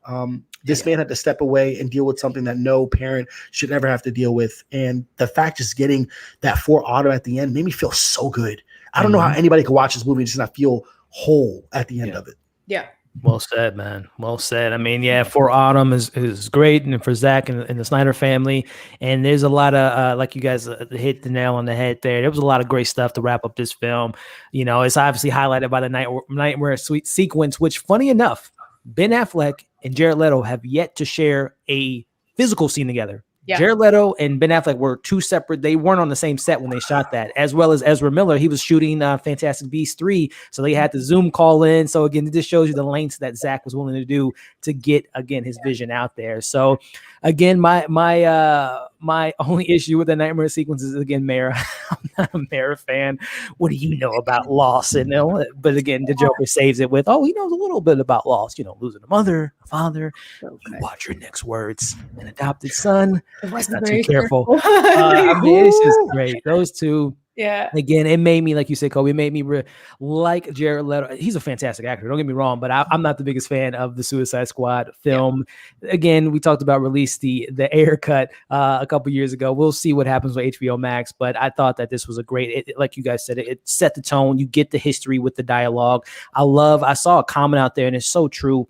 The way that Zach shot Joker, the camera was unfocused. It was unhinged. It was shaky. Very similar to that conversation. A very unhinged, uncomfortable conversation, and capturing what it was like to be in that moment. It was, again, Zach just captures things. He's a great cinematographer and knows how to paint a picture when it comes to framing shots. So It was great. Again, I'm not the biggest Martian Manhunter fan. I think that character was kind of shoehorned in my personal opinion. I don't think he was even necessarily necessary in the film, of being honest. And I guess he gives him a good call. And Batman is just like, who are you? Okay, yeah, just take a name and number and we'll link up later. But either way it goes, again, it was setting the stage for Martian Manhunter reuniting the Seven and obviously getting a lantern maybe later on. But again, the biggest thing that stole my heart was, again, seeing for Autumn at the end of the film, which was just great. So there you have it, ladies and gentlemen. We broke down every part. Now let's kind of transition a little bit into just kind of wrapping up the discussion before we get into restoring the Snyderverse and maybe taking some questions at the end here. But just kind of character breakdown, hero-wise, starting with you, Amanda, if you just want to kind of run down your take on this Batman, Superman, Wonder Woman, Flash, Cyborg, Aquaman, our heroes in this film. What did you walk away with at the end of this Snyderverse or Snyder film with our heroes? Snyderverse, I see what you did there. But yeah, Batman, always my favorite. Batfleck, just I feel like he got so much more development in this film, and this, I really loved his connection to Clark Kent and doing this for him and doing it for Superman. And I said in my review that the League was mourning the loss of Superman, while Martha and Lois were mourning the loss of Clark Kent. And then you saw both of them handle it differently, which I feel enhanced Clark Kent and Superman's story without him even being on screen. Yeah. So I thought that was really wicked. And then he comes back as a full-fledged person, as a character. So that's what I really enjoyed. But Batman was just like, he's the leader. He's like, I'm doing this. And you saw a different side of him too. He's like, when he says, I have faith, Alfred, faith, like, it's just those moments, those lines, it's just, they're so important, especially coming from Batman. Like, it's just so great. It's so great. And I love his scenes with Diana, them like really leading the League. I can see that as well, especially when Batman went on his like little mission there by himself. Like he went all in. He's like, I don't care if I live or die. He just went. And then Diana, like, okay, let's go. We're going to just start going and we're going to start fighting. And I love that it's kind of balanced that way as well. So you kind of saw that. And I was a huge fan of the animated series growing up. So to see them kind of like co-lead and bring everyone together, I thought it was great. And like I said before, Zack Snyder gets a different performance out of Gal Gadot. This Diana Prince is something that I could watch a million times over. I love Patty Jenkins. But if Zack Snyder directed Wonder Woman 3, my God, because I think that he does a good job in bringing her into today's world, because that's what it kind of made it seem in like BVS and in the Snyder Cut. So if he were to like do Wonder Woman 3, I think that he would make her very grounded, but still like warrior-esque, as we've seen. The Flash, again, I have my little reservations with it. But he was fun. He was great in this film. Like visually, again, Zach, you're outstanding, my dude. Like I can't believe what he did with it. But there are very emotional moments that Ezra really plays off well when he's saying that, like, I did it, Dad. Like I'm the one that, like that whole speech. The best of the best. Yeah, and he's got his foot in the door. He's got his foot in the door. Yeah, like I taught him nothing. He learned nothing from me. Yeah, it's a great moment, right? So it keeps him grounded, and like we said with Cyborg, just knocked it out of the park, man. If Ray Fisher doesn't, you know, if Walter Hamada like pieces out, which is something that we all kind of want him to do, so Ray Fisher can come back. But if Ray Fisher needs another superhero, you can hop on over to another studio because they will gladly take you, because the guy's fantastic. He really is. So he deserves, honestly, all the recognition for this film. And I'm just so happy for him. I really am. Aquaman, again, I love Jason Momoa. It's just, the scenes in Atlantis, like I didn't buy them. It was just really rough. But I loved him in the League. I loved how they softened him up. And then that's the Aquaman that goes into his solo film. So I thought that was really well done as well. And then Soups, as I said, a fully fledged Superman. What I loved about, I didn't mention that he, his ice breath, finally, like I was waiting for that. Oh my God. It was not effortless. impressed, and then he just freaking, oh my god, it was fantastic. But yeah, this is my Superman. He's my Soups, and Yeah. like we need more of him. We need more of him, and Yes, yeah, we do. I love the League. I love them. They're my family now. So yeah.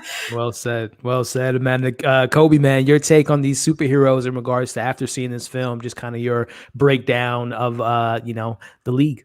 I'm in love with them all. I mean, one, just from like, a production standpoint, this is some amazingly diverse casting and not necessarily big names. Ben Affleck is the biggest name. And, his casting kind of was like, not that it was out of nowhere, but I was like, okay, I see what we're doing. Henry Cavill, no name. Jason Momoa, only know him from Game of Thrones. Gal Gadot, only know her from Fast and Furious, right? We've got the guy from Perks of Being a Wallflower, and then we got a Broadway actor. What? This is the And League. we're talking about like true diversity, and then it works. I mean, Henry Cavill is my Superman. I love being able to see this guy who, to me, to be honest with you, I never got brooding or angst when I saw Man of Steel, but a lot of other people did. But I like the fact by the end of this movie, like he is the embodiment of hope. This is a guy that potentially is going to be a dad. And I want to see what, like, that's the Lois and Clark, like, that I want to be able to see. They just look so good. And like, I wasn't necessarily sold on Amy Adams as like Lois. I always, I was in love with like the brunette with the striking blue eyes and like just like, a little bit like, but like this works for the world that Zach built. Yeah. Batfleck is amazing. That jaw, his tone, his stature, that brawler. I would have loved another BVS kind of level, a warehouse scene. I think we got in little bits and pieces. I could have definitely done with like one, just like to really, really sell how epic and amazing that he truly is. I'm still not in love with the design choice for Cyborg, right? I definitely would have liked something where he was a bit more hulking, in my opinion. I'm just very much used to that. I love the way that he was designed inside of the animated feature film in Justice League War. Seeing the mother box fully integrate with them, and it's like it's almost like Lantern-esque in regards to how he can will the transformation of his body mixed with his tech. But I love the exploration of his powers. The suit and flash that he has really does work for me. And I don't mind this Flash. It's something definitely different. And I like different because he is a little bit different than Barry that we have inside of the small screen in the Arrowverse, right? And then, of course, with Aquaman. The toughest thing is that, the narrative inconsistencies I've been talking about this entire stream is that what James Wan did really sold me on the bro Aquaman. But I just love Jason Momoa has this charisma that's just undeniable. And I just want to see exactly where the rest of these characters can be able to go. Who else is going to be able to join the League? Is it going to be the Atom? It's obviously going to be Martian Manhunter. Can we get some Lanterns involved? I just want to see the beauty and richness of the potential of this world continue because it's there. And the thing is, there's an audience for it. Yo, we are begging. We are begging to be able to get this. Let's not stunt it. Warner Brothers, hey, I didn't think this movie was ever going to come out because essentially, if it's a success, Warner Brothers have to have a bunch of egg on their face, right? And like, but the thing is, we paid for it. Yo, I cannot wait to see what the streaming numbers on this. I'd be surprised if this was not the most streamed movie of the year or the past 2 years or 5 years or whatever. All time, maybe, man. I mean, that's kind of conversations been having online, and just kind of, you guys said it perfectly with these characters. Batman fully fleshed, like you said, Kolby. It would have been nice to get the warehouse scene, but I'll take character arc, character development, having a new kind of take on Batman versus an action set piece. And Ben Affleck is great. Wonder Woman, we alluded to it earlier.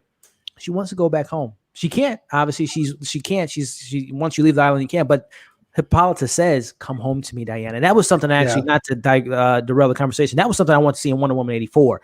Not to get into that whole film, but I would have loved to see Diana go to Themyscira, get the golden armor from there, have a conversation with her mom, kind of set the seeds for Wonder Woman 3 in the present day. And like you said, Amanda, I think Zach embraces more of the badass nature of Wonder Woman. I think Patty balances more of the love and compassion.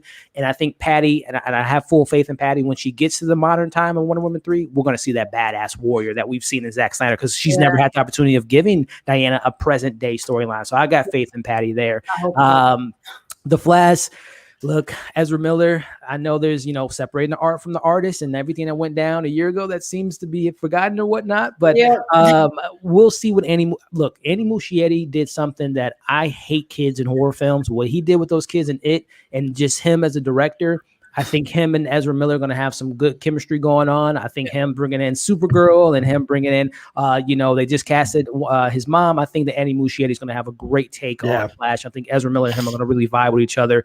Cyborg, Ray Fisher, look, they've already wasted Henry Cavill. They can't get him film after 8 years. Yeah, we'll see what happens with Ray Fisher. His name's been drugged through the mud and just been going through hell in the last few years with that role and everything he went through behind the scenes. But I thought Cyborg was fantastic, and again, Supes was perfect. And we see what the future holds. Wrapping up the character breakdown, just kind of briefly, Amanda, your take on the villains. We got some pretty badass villains in this film. Your take on Steppenwolf, Darkseid, and a little bit of Joker at the end there. I actually thought they were pretty evenly spread out. As we've seen in other comic book films, especially with Wonder Woman 1984, it's very hard to balance more than one villain in a storyline because it can get messy and then you can get confused and all of that. But again, we had 4 hours of this, so it makes sense as to why it wasn't as messy. I get it. But I feel like they were pawns and they were perfectly placed, especially Steppenwolf being on Earth, Desaad being the middleman, and then Darkseid, where he was basically. So I really enjoyed that. I love the memes, as I said. I've been dying of laughter, and that's just been getting me through the entire weekend. They've been really funny with Steppenwolf, but their character design was fantastic for each of them. What I've noticed, and I've watched it more and more, even the GIFs that have been on Twitter, you see them breathing, you see them moving as a creature, a full freaking creature, and it's astounding. Those special effects work. It's incredible when you get those close-ups, and it looks good. So I love the three of them. I didn't expect to enjoy their characterizations as much as I did, especially Steppenwolf. He really surprised me. He really did. But yeah, I love that. And then Joker, again, like I said, I was impressed. But it's because Zack Snyder has that magic touch, my friends, as we have seen. So yeah, it was cool. It was really cool. It was awesome. I'll be the bigger man as usual. KolbyMac, your take on these villains, man, having motives, having a better design, having just a better fleshed out characters. Yeah, I mean, Steppenwolf, outside of Cyborg, is paid so much more justice in this film comparatively to Justice League. It's really night and day. He has motivation. He's got an arc unto himself. He is more menacing. I mean, just looking at his physical appearance, obviously, is more improved. This kind of rainbow sheen that he has to his armor, and how the scales are dagger-like, and they independently move on his own, but then also at the same time, they bow to his will when he needs it to. He moves faster. He moves more imposing. It's really impressive, just the sheer difference that he has as a physical figure comparatively than what he and the fact the voice augmentation that's being done to Homeboy's because it's still what's his face from Game of Thrones, right? It's still his name is slipping right now, but yeah, it is the same actor. It's still him, but I love how this feels a little bit better. And then obviously it's just the right amount of touch for Darkseid, right? You get a little bit of him here at this part of the film, you get a little bit here, and then you'll be able to get him at the end, and it's I'm ready for Justice League 2, right? I'm ready to see the full scale war, but that's a movie. If this was 4 hours, that's probably going to be something that's going to be 6 hours that we're going to need to tell. You know what I'm saying? Because ultimately you have to be able to see the heroes fall and then come back. And then imagine if he captures and be able to bend the will of Bruce Wayne to become. Oh Lord. Oh my God, it was great. And then, like I said, I'm a really big fan of what Jared Leto does as this Joker, and I want more for him. I hope that if there's still time for reshoots in regards for for Homeboy, for James Gunn's the Suicide Squad, let's get him in. There's just a little teaser at the end. We're saying, "Baby, where had you been?" I don't know. I have no idea. I love this entire world. These are heroes and villains that I've grown up with since I've been a kid, and I like seeing different iterations of them. So a job well done all around. Yeah. Yeah, well said, guys. I think the villains again were fleshed out. They had a purpose. They had motives, and who knows what the future holds for Kieran. What is his name? Kieran Hines. Kieran Hines. Yeah. He was great in Game of Thrones, and I think there was even another Game of Thrones character from the leaders of the men, the King of the Men. But the villains were great, fleshed out, loved them. And the last kind of topic at hand, guys, we kind of talked a little bit about our just kind of overall thoughts, so we'll kind of bypass that. But Amanda, I know you have a video coming out tomorrow, but I just want to kind of get Kolby and Amanda's just, you don't have to give me your whole ranking, but right now, where does Justice League land for you guys in regards to that? I believe it's 11 films in the DCEU. What is Justice League number for you, Amanda, as far as rankings go? I have it at a number 2. Yeah, we'll because again, I know you have a video coming out tomorrow. We'll dive into it. Yeah, so I'm just gonna say it's at number 2. For me. What about you, Kolby? Where does this film land for you in the DCEU? This is at number 1, man. Numero. And it was tough. I was really trying not to be prisoner of the moment. But my list is very much fluid. You know what I'm saying? And it's just because of what it did, it had me shift everything around. Like it had me elevate Man of Steel and BVS because it is one cohesive trilogy now. Mm-hmm. You know what I'm saying? And like it just. I'm really out of a ranking out of 10, and in regards to the grade for the film, if you want me to give it, definitely, it's an 8 out of 10. This is a great movie. Like that was my instantaneous feeling. And to be honest with you, the more and more that I'm dissecting and I'm studying this film, I'm like, I'm propelled to maybe go up in my score and get to that excellent range of a 9 out of 10. And to be honest with you, it's my fucking score. I'll do what I want to. So like, I'm not playing by anybody's rules but Kolby's rules. You know what I'm saying? And like that's what we should not be afraid of championing films that we want to be able to champion and being fans of films, man. Like this is good fandom. This isn't toxic in any way. This isn't distorting my review of storytelling or anything like that. I'm looking at great characters. I'm looking at fun. I'm looking at pathos. I'm looking at grand and scope. And like, this is what going to the movies is all about. Yeah. Well said, man. Well said. And for me, it's number 2 or 3. It's floating around 2 or 3. Man of Steel is my number 1 still. Okay. And I still have much love for Wonder Woman. And BVS still in my top 5. So this is floating around like I said, 2 or 3 for me. It's going to take a couple more rewatches to maybe get up a little bit, but still 2 or 3 to me is still a job well done by Zack Snyder. And this brings us to the very last point, ladies and gentlemen. Again, we're almost we're not even halfway through Zack Snyder's film. We're almost 3 hours into this live stream again. I appreciate my guests coming on. We had people that had to head out, unfortunately, because we just are geeking out and they had some other things to do. But I appreciate Amanda and Kolby sticking with me here and all the people still in the chat and those watching the replay. So the last topic at hand, and someone brought it up in the chat.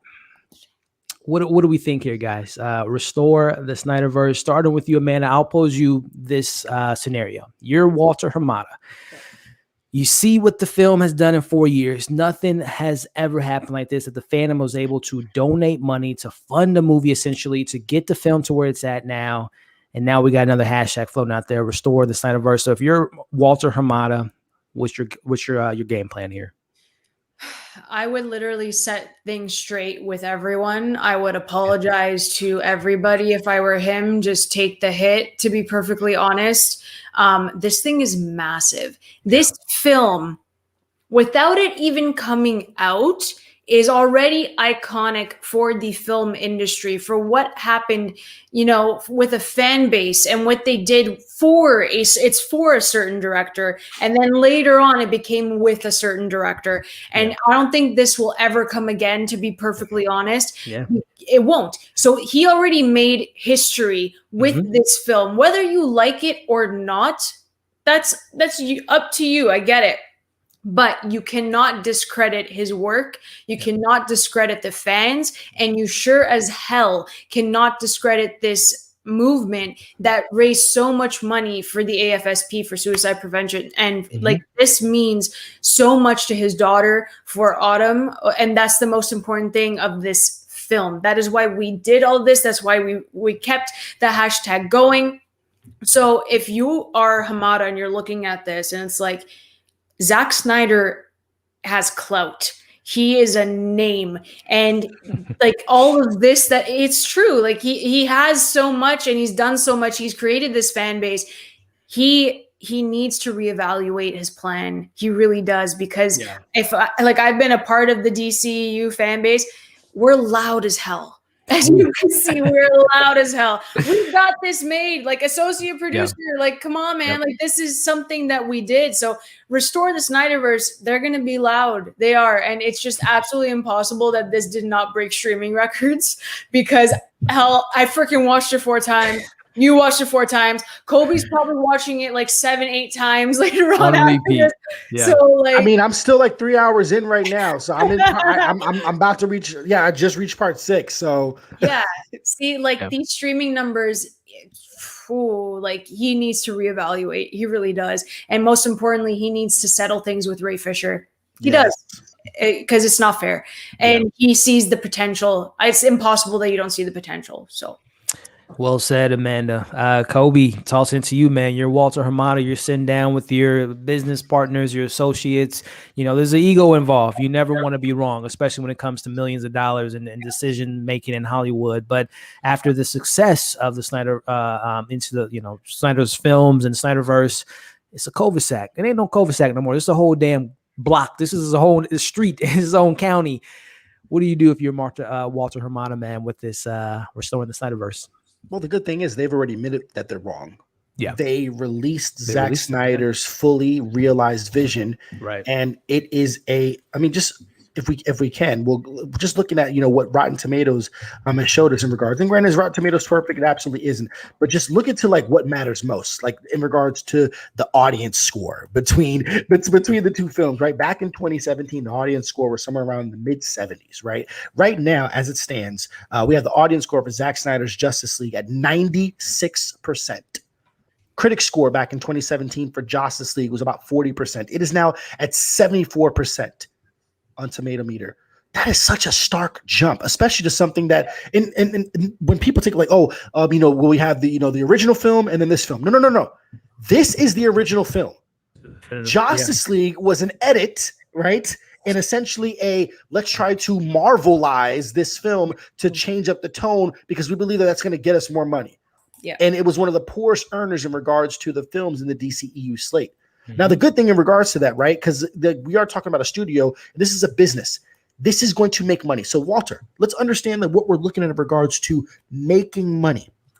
You have a cyborg film, the basis of a cyborg film that we already have fleshed out. So now the film that you have going for, you go ahead and you slap on $100 million for that bad boy. You change up the character design because we know that the character of Cyborg is constantly evolving, right? Let's go ahead and let's get some uptick on that. We already have his backstory and everything fleshed out. We can just forge ahead and you know what? I would love for a superhero story to not be it doesn't have to necessarily be dependent upon the comics. We can go ahead and create brand new characters, brand new villains for whatever we need, right? And we can be able to do that, especially in this new world. Right? We obviously have the Flash, and this is the thing: the threads for the Snyderverse is still around.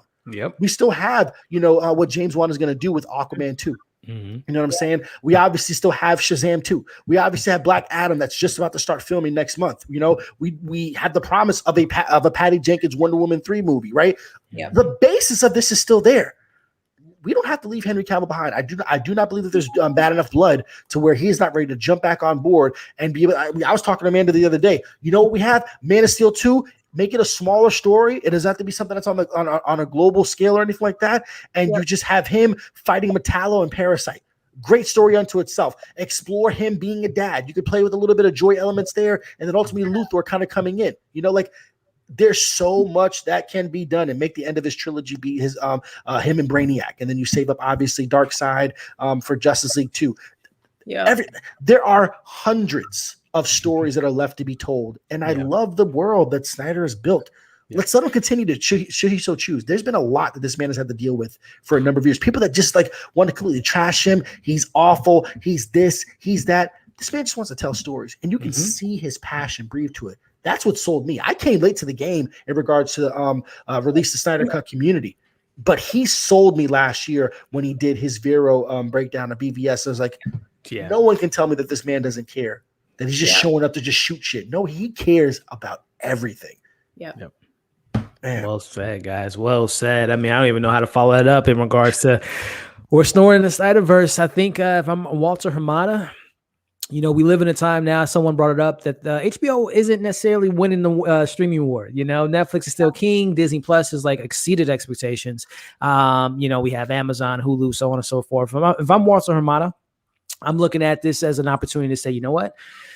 Let's just put out a press release and just let the fans know, and don't go on deaf ears like you did for 4 years saying it doesn't exist. Just say, hey, we're having the conversations. We're having the conversations now with Zack Snyder. We don't know what the future holds, but the conversations are being had. That's all you got to say. And then obviously negotiate things behind the scenes. But at the end of the day, I think HBO Max, and I would love to see movie theaters and movies at the theater. But if I'm Zack Snyder, I love telling, I have, 4-hour films. I have a BVS cut. I have the ultimate edition of Watchmen. This man knows long storytelling. Why not give him an HBO Max? Just have him have his own Snyderverse again in the movies eventually, and play him at the movies and at home at the same time. But Snyderverse can be on HBO Max, and you can still have the best of both worlds. You can still have Matt Reeves' Batman.